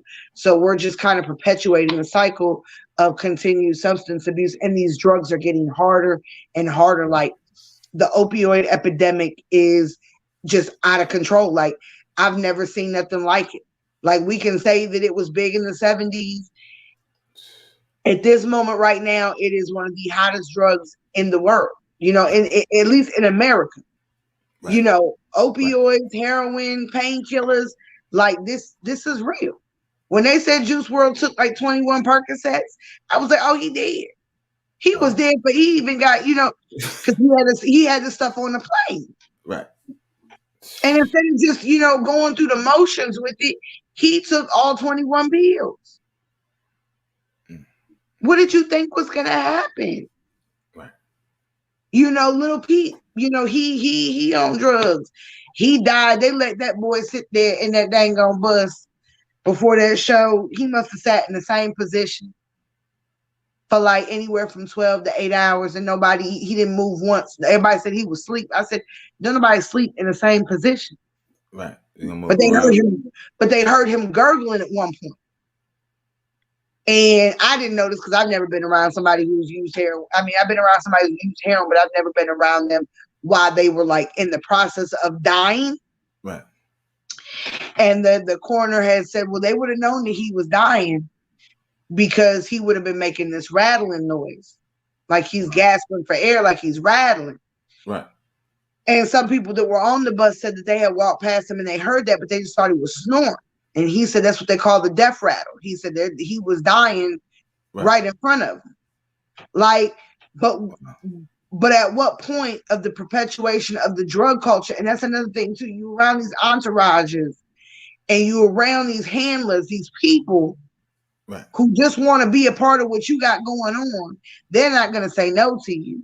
They're going to feed you whatever they're going to, whatever drugs or, whatever. And so you're not around an environment of people that really want your best interest at heart. Very true. That's I mean, we haven't learned anything from the 27 Club and, all of these other things. Like, no, seriously, like Amy Winehouse's story was very interesting. Right. She went on a British talk show. And the way she framed it, it made me laugh. She said they want me and they want to put me in shape of a pyramid. And she was like, I said, no, I don't want that. Like, she didn't want to be a part of what this is a conversation about going against the grain. Like, she did not want to be a part of what the industry wanted her to be. She wanted to be the artist that she was. Right. And we're talking about Amy Winehouse. Amy Winehouse. And she made music and she was doing her thing until she would still refuse to play ball. Right. And then what happened? Right. That's the thing. That's the thing. So it's like, it's a big topic, and it's like, it's very real. And the thing is, they have people, when we talk about distortion, it's like we change your thoughts. Mm-hmm. Some people think this stuff ain't real. Like, y'all being too deep. This stuff don't happen. But it's like, and right. That's my thing. But it's like, that's the control that the masses have. Entertainment and things like that. So we're talking about the perception and the distortions and how we identify, how it even controls who we become. Oh yeah. And our culture. Well, it's interesting because there's I don't know if you've ever heard of it, but there was like that video that was circulating about the retired CIA agent's brother who, talked about how his brother was in the CIA, but he said his brother never talked about what he did when he was in the CIA. He said the only thing he ever told me was to not watch television and not to let my children watch television and to stay away from the TV, because the TV is where the major amount of programming, that's where they get you. So you got TV, and then you got music, and you got what my husband likes to say is, life is, is imitating the art. It's not art, it's not us trying to mimic art, but we are trying to live this very thing. And, this has become the reality. The TV is the source. So you're watching movies, and I find myself, critically watching certain things. And it's kind of interesting to me how what movie I'm watching is more along the guidelines of you're telling me something, and they hide things and things, just to see if people are dumb enough to even pick it up. Right. And it's like, oh, I see you out here in these, what I'm saying? So I always find myself kind of intrigued by what I can pick apart, because I'm watching and paying attention to something critically. If you're not willing to use your critical thought process, you're going to mess around and lose it. So as far as mental health, people can save themselves a lot. I just feel like we can save ourselves so much. And I think sometimes we are aware of that, but we just don't want to acknowledge that very thing, because we want to be a part of everything that everybody else is doing. They going from one trend to the next trend. I'm on this wave because everybody else is on this wave. And I just think to myself, and all the people that I've worked with, I just, one of the questions I would always ask is, what do you feel at the end of the day? How much stress do you feel? Right. How chaotic and out of control do you feel? Right. Do you even feel like you're yourself? Wow. And for someone to say, I really don't know what myself is supposed to feel like. And it's like, okay, we need to unplug. And you need to take some time. And we need to refocus and try to rebuild on some things. Right. That's the thing. But this young generation is very, very hard the generation of the 20s, especially the 20s, between the 20 and the 27s, 28s. Right. Even early 30s, a lot of them are just really difficult to reach. And I find it very sad for the generation of my generation of, like, I'll say between 38 and 50, that generation that is trying to be a part of the newer generation, this generation wave, and not make their transition appropriately. Right. Like, we've got to grow up, because we are the line of defense for this generation underneath us. We have Right. the opportunity to educate and to be a part of instilling wisdom into the generations between, their 20s and their early 30s. When you're Right. in your 50s, even your late 40s, like, you've got a couple of years on somebody. You Right. got an opportunity to share that information and to share that knowledge and to put someone on deck. Right. And my thing with mental health is, we hear about a lot of people saying, now that they really want to, help with the mental health in the industry and make that more of the forefront. Here becomes the thing with mental health. Right. It's all about how you present it. But at the end of the day, that person has got to want They gotta want it.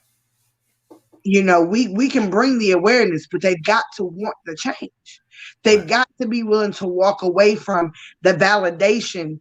And that's the different grip today that we don't have, that we didn't have back then. Right. Is we didn't have somebody saying, oh, well, if I go get my breast implants in and I go on social media and I'm taking pictures and everybody's like, yeah, girl, they look great. You're constantly and you're constantly getting validated for it. Right. Now you Why gotta would do I something want to next. change that? Right. If I get my butt done and I'm constantly like, hey, and I'm doing all these things and I'm always out and about here, and I'm showing that all my little body enhancements and things that got me something different. I'm living a better life because of it, and I'm posting that, and people are validating it. I'm Right. less likely to change,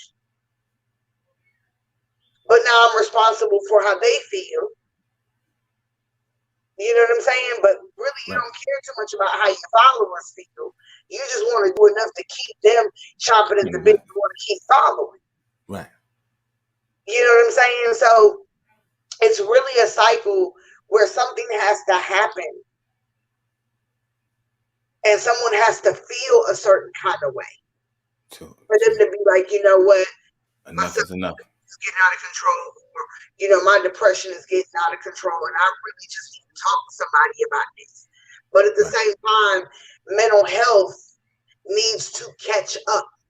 And I'm not saying catch up is in the fact that we're behind in as far as our information, but we Right. need to catch up in a manner about how we go about treating and educating, this generation. Because mental health still has a stigma attached to it.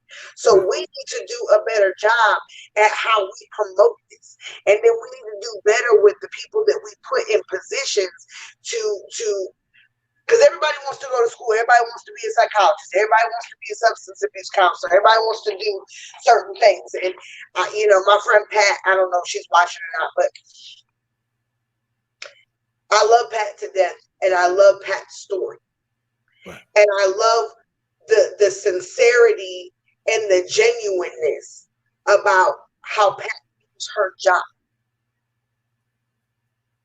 And there is so much realness attached to her that for her to be a substance abuse counselor, she's one of the best that I've ever met.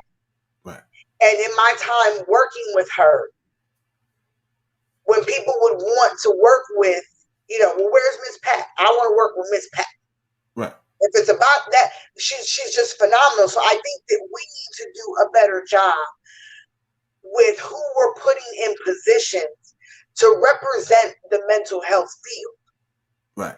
Especially when it comes to people of color and diversity in that department.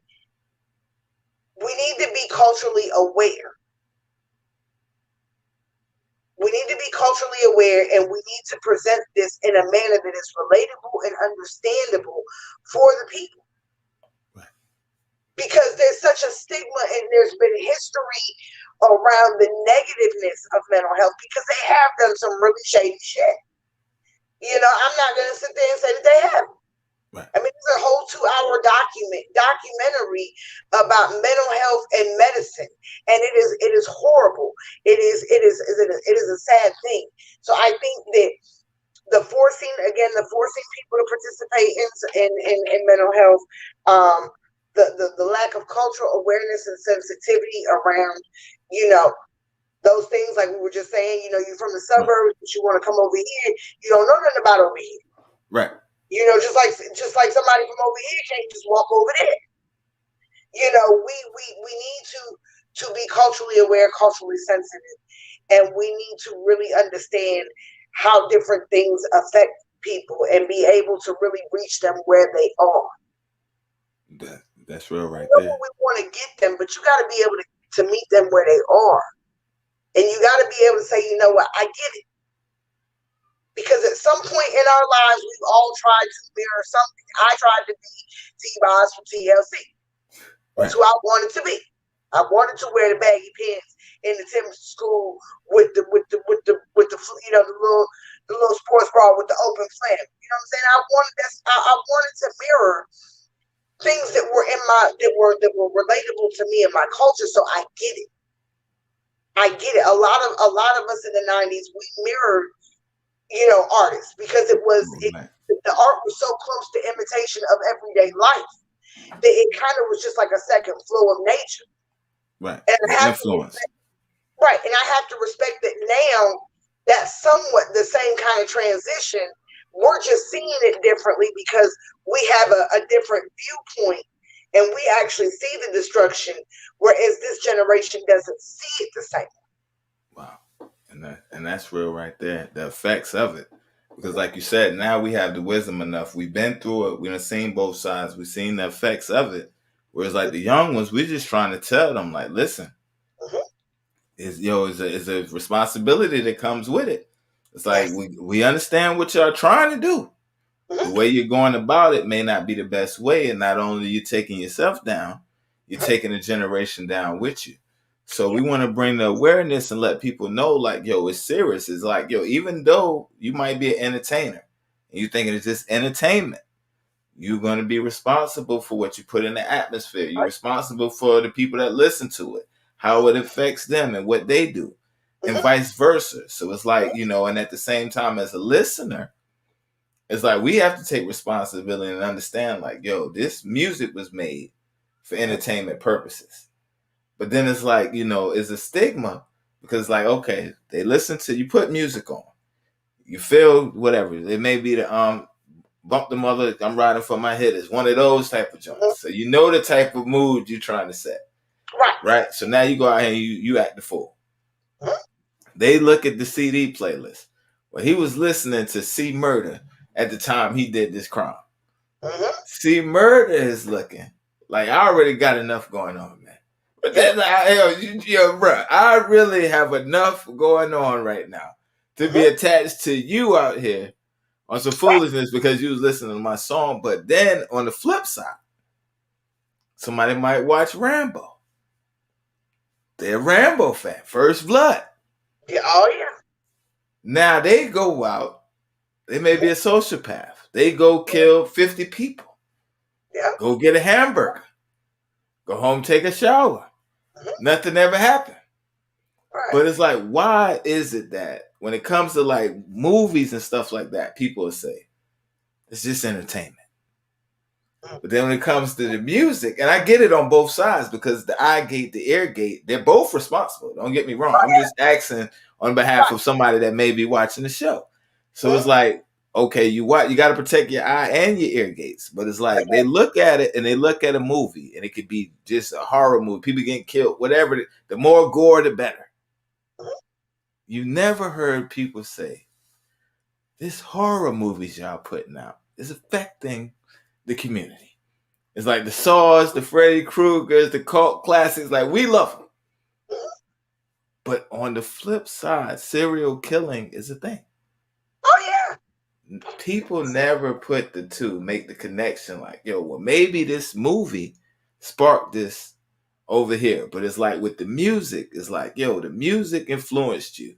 That's why you did that. Is it the frequencies, or is it just a thing where it's like back to what we said originally? Guard your eye gates, guard your ear gate, guard your spirit, guard your grill. In the words of Wu-Tang, protect your neck. Yeah. I'm a firm believer that I think frequency has a lot to do with it.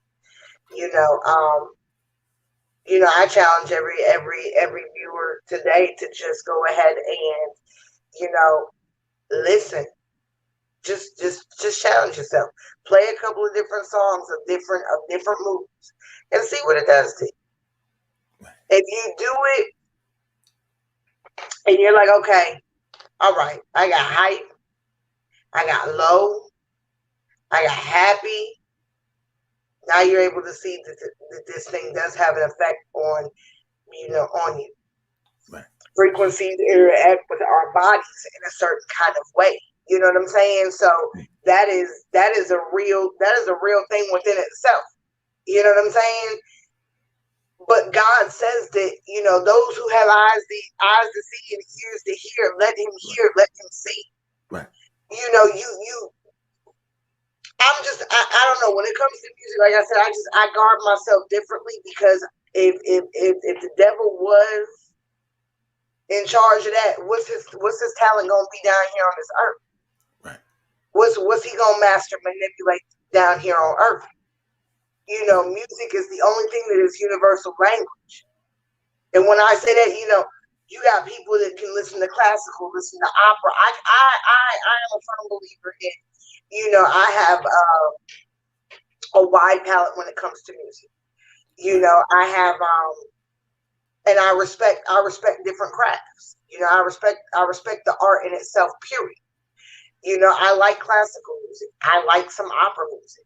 I like some rock and roll.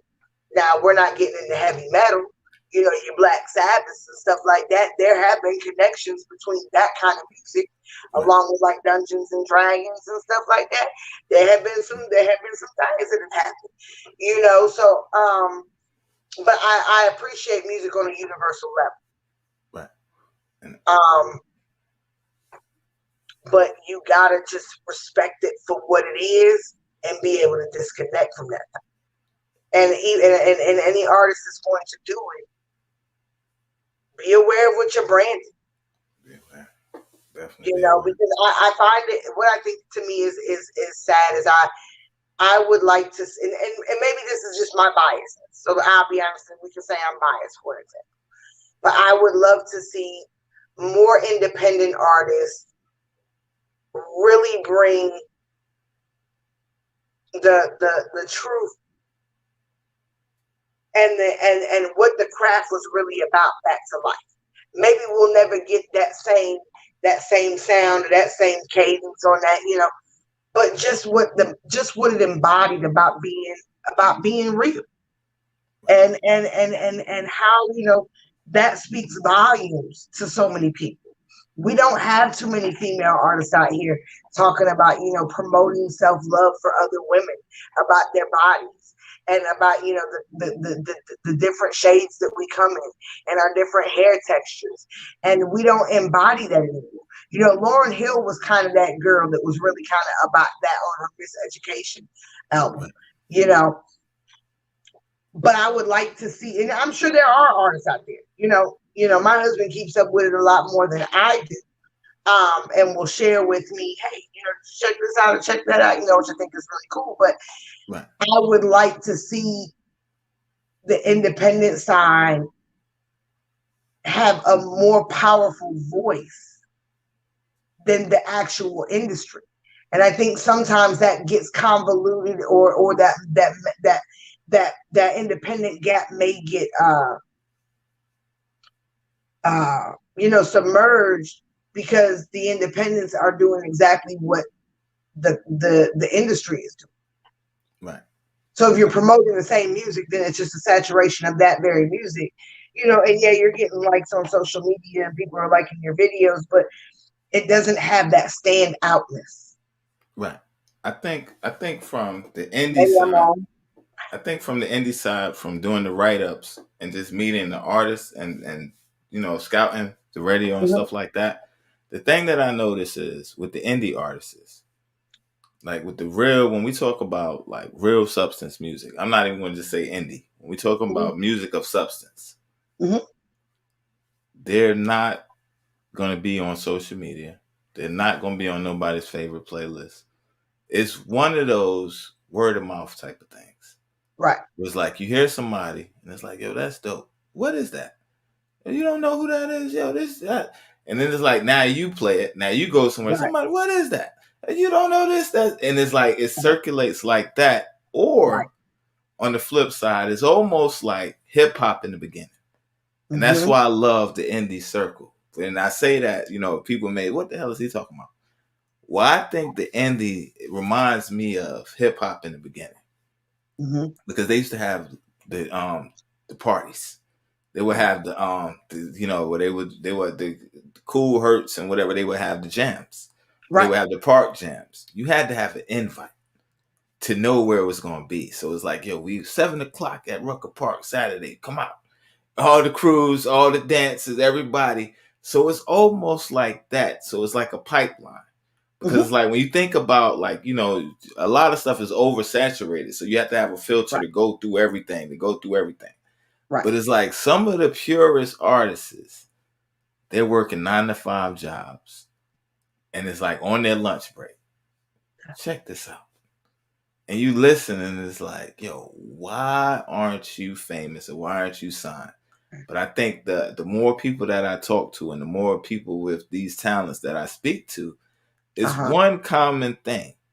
It's like because I don't want to lose control of my art. I know that's right. So now you have, the true artists, they're Mhm. controlling the art, but it's not a platform or Right. arena. It's no BTs no more. It's no DJ Cool Red Alert. It's no Mhm. Kid Caprice. It's Right. no big platform places where DJs can say, you know what, this is the new move. I remember Tribe Called Quest and those people, the Mhm. Jungle Brothers, Native Yeah. Tongue. But it was a platform that showed us, yo, this is what they're doing. This is Right. the new move. Right. We don't have that anymore. It's like now everything is you got YouTube and you can do, you got more access. Mhm. But if you don't know where to look, Right. they get buried underneath. Because like the thing that broke my heart, and I'm gonna make it quick, is with marketing. Yes. It's a group, real quick. Little brother, the same person that produced he's Rhapsody's manager, Knife Wonder. Okay. I'm in the barbershop. Knife Wonder sitting in the barbershop. Big fan. This is before Raps, pre-Rhapsody. This is little brother Knife Wonder. Okay. So I come in, yo, because to me, y'all are hip hop. You right here in Raleigh, Durham. Right. I respect you. This is before J. Cole. Right. I respect you. So we sitting there, and as he's talking, I'm kind of like a fly on the wall because I don't know him good enough to be having a conversation. He spoke, that was good enough for me. But Right. I'm in the barbershop and I'm listening. Right. And the people were saying, yo, little brother was having a real big run. Okay. And he was like, yeah, and everybody, yo, that's my jam. Yo, y'all was rocking. But it was like overnight. Right. Y'all was on 106 and Park every week. Little brother's climbing. Then it's just nothing. And this changed my eyes in marketing. This is what made me understand marketing. And I respect the marketers, but I lost respect for the numbers. People say numbers. Right. I lost respect at this point. Right. Because he said, we all was under the interpretation that we voted on 106 and Park. And this is how the numbers, they had the countdown. It's based on the Yep. votes, is what they say. Text and call, Right. vote for your video. So he says, real cool, the money ran out. So everybody in the barbershop, just you can hear a pin drop. The money dropped. We're voting. Yeah. We're voting. What the hell you mean? Yo, we're voting. It ain't about no money. Yeah. He said it's advertisement slots. Yeah. So he said when they cut the budget, they cut the little brother's budget, along with 106 and Park, and the radio spins. Yeah. So as long as the companies was paying that advertisement, they're putting it in front of you. So even the artists we love, Yeah. they're not there because people are requesting these songs. Mm-mm. It's because a machine is dumping this money to keep them in front of your face. So Yeah. then when he said that, and he was like, yo, after they cut the money, it's like they just pulled the rug from up under us. We're making steam. Now it's like we just like it never happened. And And it's that's like, why, and I think that's a good point that you're making about the industry, and when they do give you that money, that advancement, what it's really for. right. And I think a lot of times that gets so misconstrued with artists. They out here living their best life, but that's studio time, that's advertising, that's promotion, that's video money, that's for the very thing that you're building. Right. You know what I'm saying? So I think that sometimes that's not properly expressed to some of those artists. But I'm still listening because I'm intrigued by the story. So It's like you said, it's a high interest loan. So it's like when the oh money yeah, came up, he said the promotion. So a lot of times it's like they'll put the marketing behind it. And he was saying once the money or once you stop, it's not based on the fans. So the flip side of the business for them, they got the followers thinking they're involved. So the people, all of us that watch 106 in Park, we're thinking we make a difference. right, Our right. voice picks the videos. Wrong. No, Companies advertise and pay BET 106 in Park. But then on the flip side, to vote, it was a cost. So when we vote and we paying that whatever fee it was, the transaction fee for our favorite groups, right. they're not getting the money, Mm-hmm. and the votes don't count. So they're getting paid from the advertisers. They're getting paid from the followers Wow. at the same time. And in our mind, y'all control it. Right. So then when I got into radio, Yeah. it was the same thing. I'm looking at a lot of DJs. Why ain't y'all breaking records? Why ain't y'all doing this? Why ain't y'all doing that? You Right. get in the radio. Now you realize you can't do payola. It ain't like they can pay you to Right. play a song. That's against the law. Right. But they say we want to buy advertisement block. And we want to put 20,000 on advertisement for this Cardi B and Megan Thee Stallion. Mm. So now it's like a billboard. So they say, okay, yo, we can put the billboard up. How many times a day do you want us to flash this billboard? Right. 10 times a day. I want it every 15 minutes. Wow. It's advertisement. So when they say this is especially FM radio, they make all their money by advertisements. It's not by the artists. It's by the companies. And then we got the listeners because we're playing. This is all they got. That's all you got. Right. So we got 1 million listeners in our county. Every company is saying we got the dopest music. We got the biggest artists is dumping the music. Mm-hmm. So you need to advertise on our radio. So now companies like us, we say, yo, I'm an up and coming artist. Right. I've never seen in Raleigh. And they may learn from this. I never spoke it out loud. I tell people behind the scenes. The quickest way to get on the radio is not submitting your music because you don't have the backing behind it. They're not going to play your music. Right. Right. Get an advertisement slot. That's fine. Now, when you put the advertisement slot up, you may give them, they may be a 30-second or a minute commercial. Play your single at the end. Request this song or go to this website. That's how you build your following. But it's like, this is what the big companies do. This is what Gucci Mane did. It's like when he broke 1017, when he broke Waka Flocka, when he broke himself, when he broke OJ the Juice Man. Nobody knew them. It's like, we're not playing your music online. But he had enough business sense to say, but you can't stop me from advertising on your station. Oh, because I'm paying for it. Because I'm paying for it.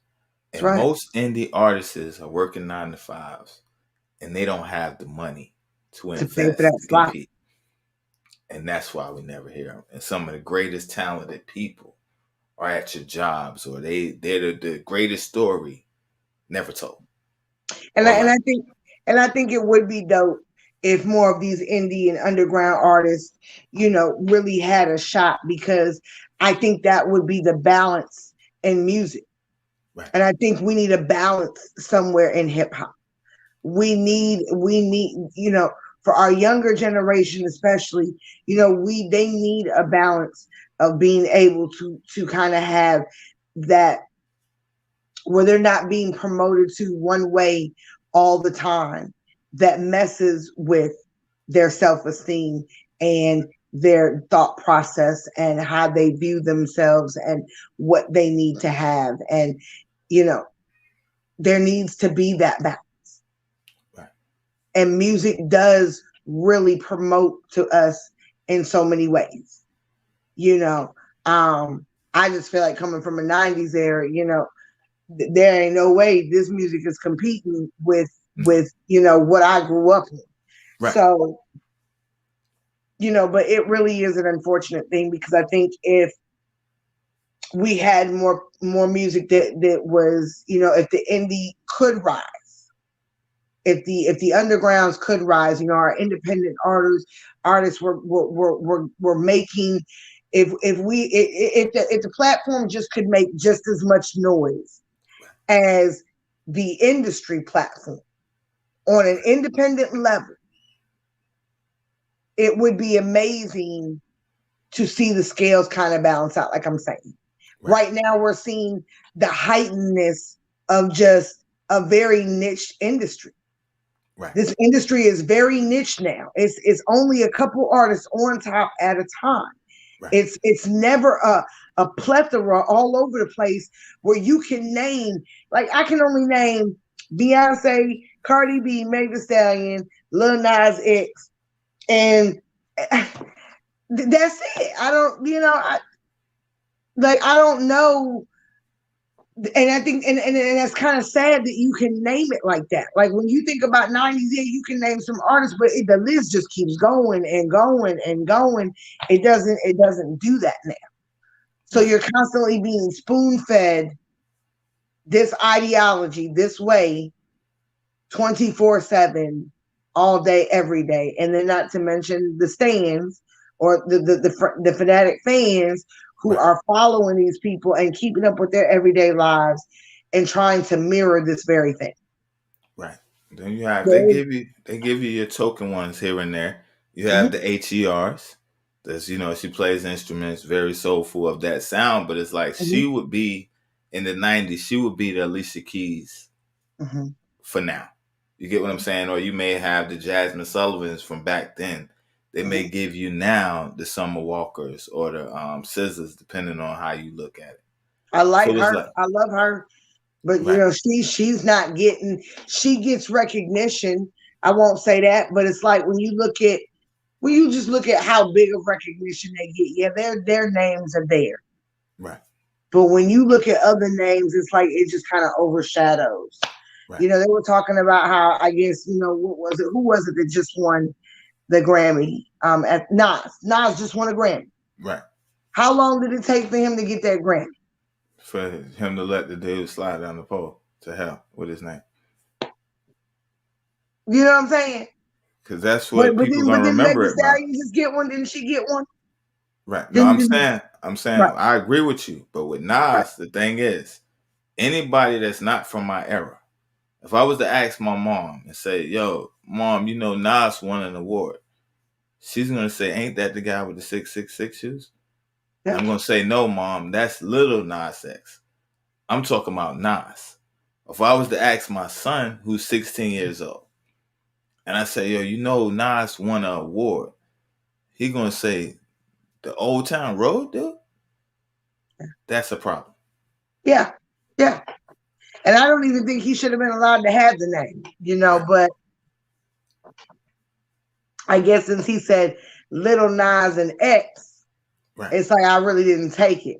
No, you took it. You knew what you was doing. The industry knew what they was doing when it They did knew what that. they were But doing. And not only we're but gonna take a pure lyricist and we're gonna tarnish you this way. yeah, Because that's why I he think, stands for this. This is total opposite what Nas X stands for and what Nas stands for. right. But he's gonna get the shine. you'll be remembered for his legacy. So you, the legend that's been doing it for 30 years, you'll go down in history being remembered as the Old Town Road kid. And you Yep. have to keep saying, no, the one from Queensbridge. That's your thanks. Yeah. And that's why I said it's sad. Like, it took him how long to get a Grammy, but didn't you just have Megan Thee Stallion just won her first one? And it's kind of like you see where the perpetuation of music is going, and you can see the distortion in itself, and what the industry is even allowing when they do these award ceremonies. I've always said, who votes, because I don't remember voting for this. Like, you didn't ask me, what my opinion was on who was supposed to win, or why, or. So the industry confirms it over and over and over again with these award ceremonies, and the halftime shows, and they have given themselves a way to remind the people that this is the masses, that this is what we embrace and we endorse. So, and that's real, yeah. And this business is a big business. We was talking. I'm definitely a Rihanna fan too. Oh yeah, Rihanna was one of the biggest artists at a certain time. yep. This is the power of marketing, strategy. Yeah. This is the power. So Rihanna is the highest selling, most in demand artist at the time, right? Yes, she was. Now, Beyonce and Jay, they got to get the promo for her. We got to get the promo, which is supposed to be the same team. It was supposed to be the same team, but we all know how the story played out. Oh yeah. So now, how do we? That was his gag. Right. So it's like, so what he did in a business move, like A1, he was like, yo, you couldn't have made a better move than that. Right. He brought out Times Square. Every advertising slot that was available was him and Beyonce's On the Run tour. And Times Square, this is the mecca of advertisements. This is bigger than the Super Bowl. Times Square. Yep. No one in history had ever did that. The whole and we know who money paid for that though. Right. So now it's like, so perception wise, right, this is big. Oh yeah. This is, so you looking, these people are international, all over people. This is programming. Yes. Now you look, this has got to be big. Now I've seen Rihanna down here. She had, Billboard. She didn't have the whole Times Square. No. Not even Michael Jackson. But the marketing was impeccable, because they have been so private in their relationship. The fact that they were going to do the tour together made it even hot. And it just flipped the narrative overnight. Rihanna, who?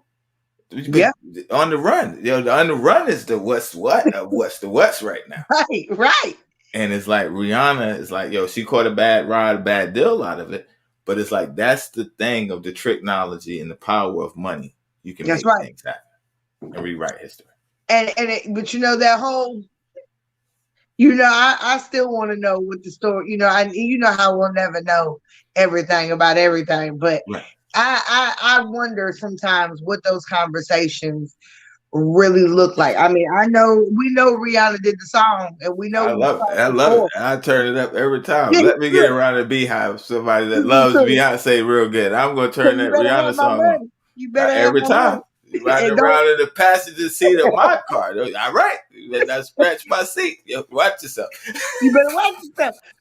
So I find that that really was a moment, I think, because you had, at that time, you had Jay, and you had Kanye, and you had Rihanna, and that was kind of like the squad.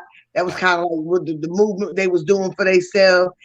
And here you go, and you take her money and you pour it into because I still to this day have always said, the powers that be is so amazing to me in this game. Like I said, that we're so for those of us whose eyes are open, that we have the ability to see. Because, you know, after Aaliyah, it was kind of like that whole thing around her death was shady anyway. Right. And Right. you know, I've always said that Jay and Beyonce, I don't think it was a love at first. I really don't. I think it was a business plan. I think it was an opportunity to kind of merge something. And I think over time, maybe love grew into that, you know, but Beyonce wasn't supposed to be who she was. And people will get mad at me to this day when I say I think she can sing.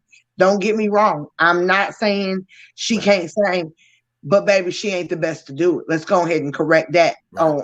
On you know, for me, growing up in the time that I grew up and thinking about all the great artists that I've heard and have listened to, and even artists that I've heard today, she ain't the greatest to ever do it. Right. You know what I'm saying? She just has had the machine that has kept her in the position that she's been in. And anybody that's ever come on that R&B level close to her lane has been stomped out. Right. They've stomped them out. Right.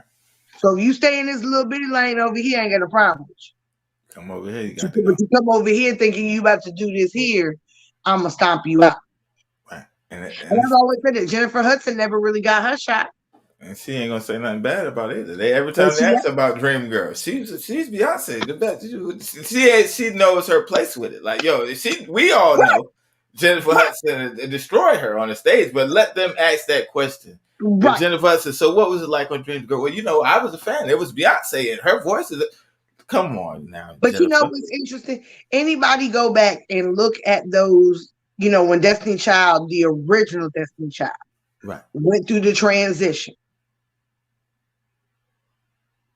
It was always about Beyonce. And it was because of her father, you know, being the manager.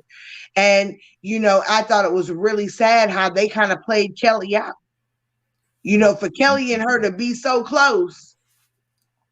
Kelly's how close is close? I done heard all types of stories. So when we say that, how close is close? Well, you know, they've had the closeness and they had the falling out. Then they supposedly rekindled that. But I said, you know, the group was the idea of getting Beyonce where she needed to be. And then when it became a problem, we went down to 3. And then, you know, I really want to do this solo thing. Her dad knew what he was doing from jump. And it's not that I blame him for that. I mean, if you're in a position to go ahead and kind of navigate your child's career, but you kind of did some things that were real shady to everybody else. Right. And now when you think of Destiny Child, who? Like, they'll never get together and do a tribute or nothing. She's so far beyond that. You know, I like old Beyonce. I don't like new Beyonce. I don't do new Beyonce. New Beyonce too dark for me, boy. Her energy, I be looking at it. I be like, you can just see it. I just see it. I ain't fooling with it. Right. So that's the thing about industry. We're talking about perceptions. And we coming back, I think, May, what is it, 8th? I think so. Okay. And you know, you got in hand what the topic is going to be, or not in front of you? It's not in front of me at this time. Okay. But I know it's gonna be a good one. It's gonna be good, yo. And like I said, yo, this thing right here is so big. Yeah. We talk about music and the different angles and how deep this rabbit hole goes and how it affects like what goes behind the scenes, the politics, the dark side, the even the rituals almost. I remember they said D'Angelo, he went to when he dropped the Brown Sugar CD, he went and had all types of stuff done. So it's like, yo, we have to definitely be very careful. What we taking in, what we listening, what we looking at, protect our eye gates, protect our ears, and it's like even now with the distortion, they can paint a picture. We got to be able to see through the smoke. Oh yeah. And see what's really real, not get distracted with distractions. And see what's really going on, because we know, anybody with ears know, it's not based on talent.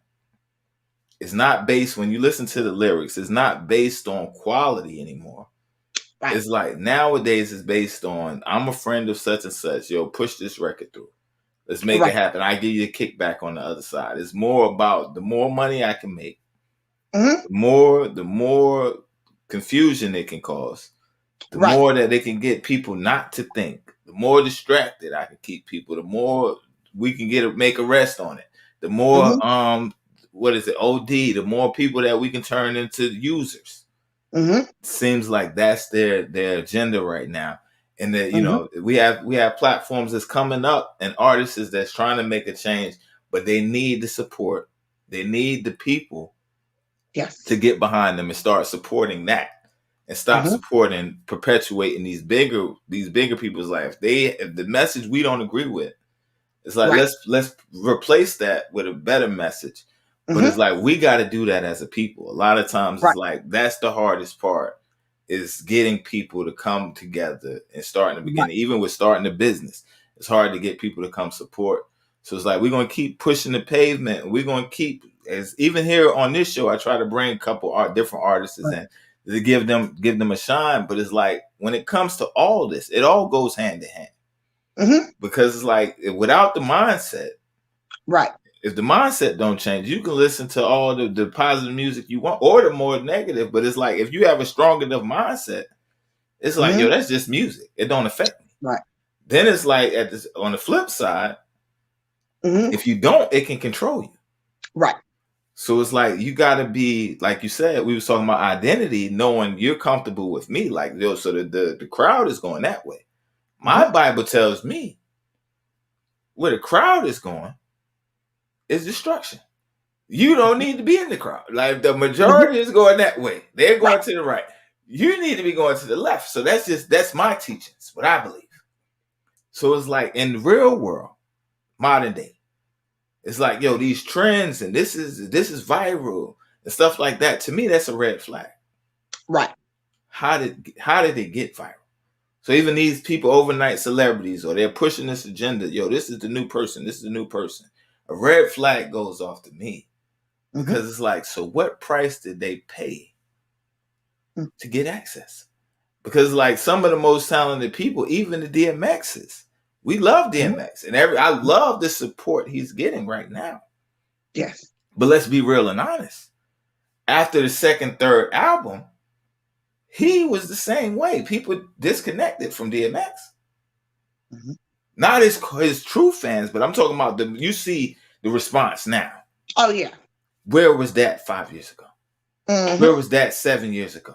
When he Mm-hmm. when he was going through what he was going through, when it was like, yo, okay, they took over Jeff Jam. Now he doesn't have an album out. Now he's doing the gospel album. People say, yo, X was changing the world. He was speaking truth. Mm-hmm. But they wasn't supporting that album. No, they stopped supporting X when he went to jail and did that interview and was honest about the devil in the details. I mean, and it wasn't the first time he had spoke out about it. Right. I think he spoke out about it at that what was it? He did it a couple the Def times. That Jam. poetry jam. Yeah, the poet. Yeah, the Def The Jam. hip Yeah, hop, so the hip hop poem.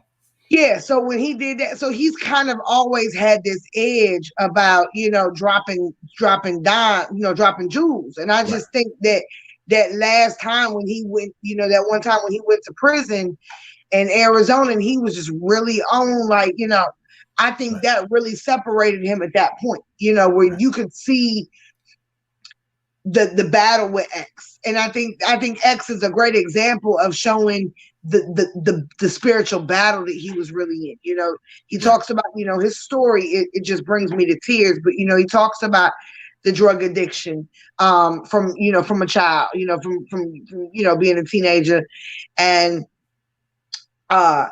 you could just kind of really see him wanting to have the relationship with God and really trying to make that transformation, but still battling certain things in this life. Right. And I think that's a natural, I think to some extent we all kind of go through a walk that is similar like that, because you're dealing with your fleshly nature versus your spirit nature. And at some point, what did God say? Jesus said, pick up your cross and follow me, deny and persecute the flesh, which is a hard thing to do, especially when you live in a world that all it promotes is living in the lust of the eye and the pride of the flesh. You know what I'm saying? Right. So I think X really started to go against the grain. And I think you saw a lot of those older artists start to come out and talk about things. Like I like Prodigy, when he came out and talked about why he did the hook, the Illuminati want my mind, soul, and my body, Right. Then it goes on, Jay-Z ends up using it to make a whole record. You know what I'm saying? Right. So I just think that there have been moments. Right. Where the writing's on the wall. And Where the those writing's on the wall. And I think once it gets too loud, they got to disconnect. So right. then here comes the media, like you say, the media, let's go ahead and start painting you in these lights. Oh, you drug addicted, you getting DUIs, you out here running around crazy in the street, this, that, and the other. And it's like, man, ain't nobody just going through these kind of mental breakdowns for no reason. Right. What's happening?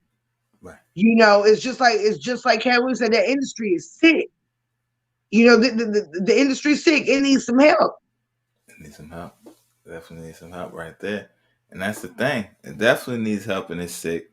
And it's like you said, it's like, yo, the more positive, they try to shut you down. It's like you try to be a voice, but it's not. It's like, yo, me being from where I sit at on the table looking at the scope, I know that it's been this way with Martin Luther King. He lifted a voice. They shut him down. Malcolm X. He lifted a voice. They shut him down. Up until now, you got the ex-stations and different people that's blowing the whistles, and they getting shut down. But it's like we become so normalized, or media is so much, Hollywood is so much in control. It's kind of like you don't even question the red flag no more. It's like, well, they said this, but it's like then you have the ones that eyes are open. That's like, yo, I see what they not showing me. I see this. I'm looking through. It ain't what you're saying. It's what you're not saying. I'm looking at your body language. I'm looking at the symbolism. I'm looking at the colors. I know what that means. They may not know what it means. So it's like back to the Bible where he said, those with an eye, let them see. Those with an ear, let them hear. So it's like, I believe that it's always chosen ones that sees the stuff going on. If not, it wouldn't be the Public Enemies. It wouldn't be the Chuck D's. It wouldn't be the Tupacs. It wouldn't be these people that reported the DMXs. These people that impact and they begin to bring cult followers. They're almost like street prophets. Right. Where it's like they're the voice of the people. And it's like, so when it comes to that, it's like, yo, those type of people, they're enemy to the state. They're a threat. Oh yeah. Because like if you get the people revved up, we might actually lose control. I would like to recommend people listen to John Todd. Now he's dead. He's dead. And I think I might have brought him up maybe last podcast. I'm not sure that we did. But John Todd is deceased. Nobody knows what happened to him. All we know is that he last was heard he was checked into a mental institution in South Carolina and miraculously just vanished from there. Nobody's ever heard from him since. But he came out in the late 70s, almost early 80s, right, and really started to expose some things about the music industry. I mean, you can YouTube, and listen to the audio because it's all it is an audio recording. Right. But he talks about his hand in witchcraft and how he was born into that. And he talks about how it's used over music, the plan and the agenda behind music. It's a very, very powerful thing. And a lot of the things that he talks about, you could see come to pass within generations. So I would definitely recommend people check him out if they're interested in just kind of hearing more about the plans that they had for music and then how you can see that evolving now. And then just another side note, with Cardi B, I don't know if anybody remembers this, but when Cardi B first really got into that industry, she was kind of settling in after what was it, Kodak Yellow?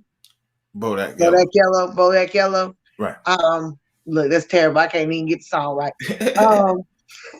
She's on camera screaming, I don't want to do this no more. Right. I don't want to do this no more. I want out. This isn't what I signed up for. Right. and I guess there's like I don't know who the black guy is in the video. I don't know if he's the manager or what's going on, but he's trying to calm her down. And then she did other videos where she was like, "They're gonna kill me. They're gonna kill me. They're gonna kill me." Like, so what? My thing, and now we see her now. But my thing is, what was going on at that moment? You see what I'm saying? Right. The transition from over here to really making this thing a concrete thing, all coming out to the forefront. And she was like, "They're gonna kill me. They're gonna kill my parents." Right. It was a very, very sad thing. And I can remember seeing those videos and really feeling the fear for her. Like, you could tell she was genuinely feeling this way. Right. And then all of a sudden it was like, and it just was different after that. Yeah. But she's not the only one Right. to have those recounts of and that's why I said, if for us to be such a social media culture today, for us to be, for so many people to be so in tune, how do we miss that information and then just go on and not think pause about it? Right. It's because we're so programmed now. It's like we Because just I was like, well, hold on, wait a minute. Like, is it even Cardi B? That's a whole other conversation. right. That's the thing. It's like we don't know. That's the thing. It's like they're the puppets pulling the strings, and it's like like I said, being in both sides of the industry. I've seen both sides. So it's like I've been the actual marketer. I've been the guy on the other side, where it's like in the doing business as not the artist Right. on the other side. So it's like some of the things they're saying, it makes sense. Then on the side of the artist is like, but the artist has to have a standard. The artist has to have a self-control to say, you know what, I'm not doing that. Or not be desperate, where it's like, yo, you willing to compromise or do anything that somebody's saying do. So it's like, we both have to be careful. Right. Like being an artist, going in and knowing what you want and not compromising and not being easily shaken or led to do, to compromise your craft. But it's like, we know that it's a bigger system. So it's like, and anybody that bucks against the system is a resistance. And it's like, that's why those that are not afraid to lift their voices. That's why they should be the ones that we honor and we lift up and we hold, because it's like, it takes courage. And it's like, sometimes their families are in danger. Sometimes their lives are in danger. Sometimes they're saying, well, if you don't play ball, we're going to do this. It's sacrifices that they make, and they're taking the hits for a culture. And it's like, so you have people that's taking a stand that may have lost their careers because they almost like Colin Kaepernick. That was in a football arena, but then you have some people in these meetings where it's like, I don't agree. I'm not going to do that. And they say, okay, well, you'll never come out. You'll never come out. But they stood for something, and it cost them their whole career. So it's like, it's always two sides. And I think on the next one, we might need to tap into that a little as well, the effects of being in the industry. Because like you said, a lot of these artists, they recant. There's a lot of lyricists and interviews where people are saying, yo, I wish I would have never did it. Yep. I wish I would have never did it. I think Cassidy was on to something, and he wasn't going to come out and say everything. And like I said, I wish, that there have been some great channels with some great information back in the day that, just don't exist anymore. But I am a firm believer in what my man once said. He said, you come in and they're going to show you. They're going to dangle and they're going to give you the taste of everything you want. Right. And they're going to let you experience it for a little while. You riding in private jets. You ain't never been in a private jet before. You got access to excess. You know what I'm saying? You just whatever you want. You want to do this on set, we bring it to you. You need some girls over here, we send them to your room. And then all you get sucked in. And then it's, hey, you know what, we need to talk, right quick. So this is what's gonna need to happen from you in order for us to do A, B, C, and D. Right. And you not reading no contracts. And I think it's deeper than just that. I think they put you in situations because a lot of these people don't walk away after one album, two albums. They ain't walking away. They in there. They in there. So it's like, what has gotten a hold, or what is the situation behind the scenes that has you so locked in? And I think the older generation of like our Cassidys, our Whitney Houstons, and I've always said they killed Whitney because she couldn't sing no more, and Whitney was becoming a liability with her drug use and tactics and antics. And I think she had to go. And I think Whitney made them more money after she died, because she did. But that last little stage presence she tried to do, she sounded horrible. But that was because of the times of drug use and smoking cigarettes and not taking care of her voice anymore. Whitney had become a shell of a person because of other things that was going on in Whitney's life. But it just affected, but it hindered her ability to do what it was that she needed to do for the industry to remain in a great spot. So I just think that, when I look at the older generation, your Princes, your Michael Jacksons, your DMXs, your Prodigies, your Wu-Tangs, even Biggie was gonna leave, Bad Boy. A lot of people knew the rumor around that, and after his death, I don't know if anybody's watched The Bodyguard do the series, but man, he breaks it all down. Diddy was stealing money from him. Diddy wasn't breaking off his family. So there was a lot of things about imagery of facades back then that really weren't happening in life like people thought that they were. It's always been a speculation, what really happened to Big. Of course, we're getting into conspiracy on that level, but I just think that when I look at that generation, the hunger and the newness still around the industry, artists were bucking back a little bit differently. And artists had an idea of what their craft was. And if they wanted to walk away, they was walking away. And there were artists that picked up and they just walked away. But this new generation of artists, they're younger, they're more dumbed down, they're easily to manipulate, and they, like you said, they don't want the talented ones.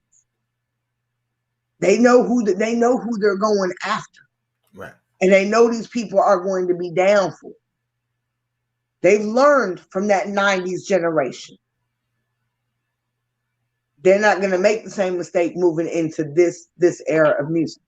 Just not. So. Nah, that's a fact right there, yo. I don't want to keep you too long. We're going to shut it down right coming up. We almost at the 4 mark. But, yo, May 8th is going to be the Trauma Series Part 4. Definitely a lot of good information on today. Yeah. A lot of helpful information. And it's like, yo, it's real. It's so relevant. So it's like, yo, I'm going to let you do a wrap up and then you can do the shout outs. And then again, I appreciate you coming on, yo. And again, people that's watching, if you looking at the playback or you watching right now, if you're getting information that's helping you or you know somebody that may need this information, be sure to share them this video. And we'll be back on May 8th. Invite them to come out. If you have questions or anything like that before the show, if you send us the questions, we'll put them up and we'll discuss it on the platform. Or you can come in the comments and ask a question. Yeah. And we'll definitely deal with that. So it's like we're talking about trauma and how all of the effects, it isn't just one thing. It's not physical abuse. It's just not mental abuse. Right. We're talking about even through music, manipulation, perception distorts how we identify with ourselves because we don't know who we are. So to not be able to identify, or we looking to identify, that means we have low esteem. We got things going on. We don't have confidence. So we're looking to fill a void through trying to connect to something else. And it's like how it distorts our culture, where we've given our culture over, lost our power, lost our voice.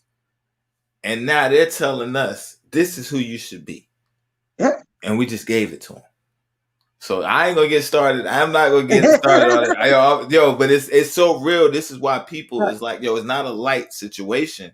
And it's like, yo, I definitely appreciate what you're doing because not only you know it, this is what you did for a living. Then it's like, as a female in America, you lived it. Then it's like, you've researched it. So it's like, yo, 5-6 different ways how it's like, yo, this is how I'm telling you. So I can touch on these different point of views. and break it down, and it's needed, and there's not enough people stepping up, lifting their voices, saying, Mm-hmm. "Hey, I know what you're going through, but Right. look, this is how you come out." Right. And that's why I respect you, and it's always a pleasure. So, like I said, we're gonna let you do the final thought, and then we're gonna sign off from there. And again, much love. Thank you, thank you, thank you for having me. I just want to let y'all know that I enjoy coming out and doing the series. And I know sometimes, as we discuss trauma and culture, and there are times where the topics may my goal is to never offend anybody, but I'm also in a space where I think we have to stop being so extremely sensitive and be honest so that we can heal and that we can have better relationships and understandings of how to move forward as a people, respectfully and appropriately so that we can all grow. So, my goal is not to offend, but please don't be overly sensitive. Right. It's the truth. The truth will set you free. It may hurt, but it is definitely set you free. And eventually, at one point in life, you're gonna have to accept it. It's like Yes. you can deny it, but it still don't take away from the Right. fact. It's still the truth. Yeah. Right. So no apologies needed. And if they offended, it's like, that's what we giving the truth. Because that's what it's like. There's enough lies out there. There's enough fluff out there. Yeah. We want to deal with the real. Like, let's take off the man. Let's be transparent. And so you're giving it to them. This is the real, raw, uncut. This is what happens. Mm-hmm. So, I definitely appreciate that. You got any shout outs, anything? May 8th, y'all remember. We'll be back again. Shout out everybody for listening and just, being a part of the show. And I appreciate y'all for that. And I encourage you guys to share this information with those that you may know that need it. Just share it, just to be sharing it too. Sometimes we don't always need it, but sometimes somebody else may know somebody else that does need it. So, sometimes we just need confirmation that what you feeling on the inside is not just, just random.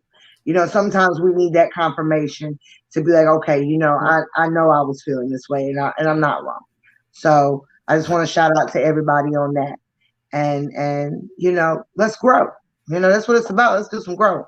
That's a fact right there, And again, this is the Proof in the Pudding podcast show. We appreciate everybody for watching the Trauma Series Part 3. We'll be back May 8th. This was our special co-host. She might as well be a co-host now. She's not a guest on the Trauma Series Psycho-Educational Therapist, Natalie Collier, and I thank you so much, Thank you. It's always a pleasure. And for those that's watching, we thank y'all. Again, this is the Proof in the Pudding podcast. I'm Sion 919, and we about to sign off. We love y'all.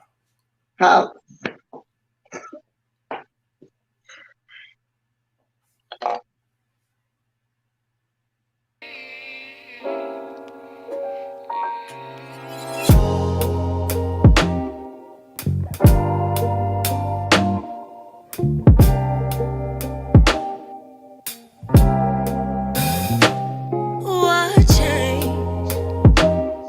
You was feeling me. Your feelings mirror me. I gotta know what changed. You was into me. Switched up your energy. Could you tell me what I did? What changed? Nothing to say. I need to know.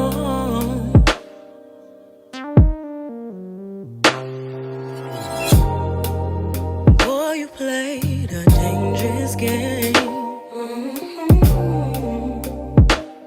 How could you switch up that way? What we had, it was special, magical. But now I'm feeling really disconnected. Very much neglected.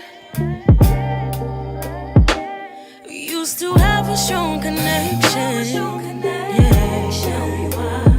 And you not stepping how you were stepping. You cut me off, got me going crazy. I'm so lost.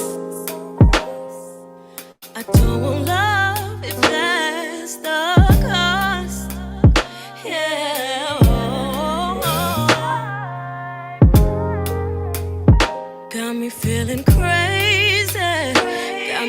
to lose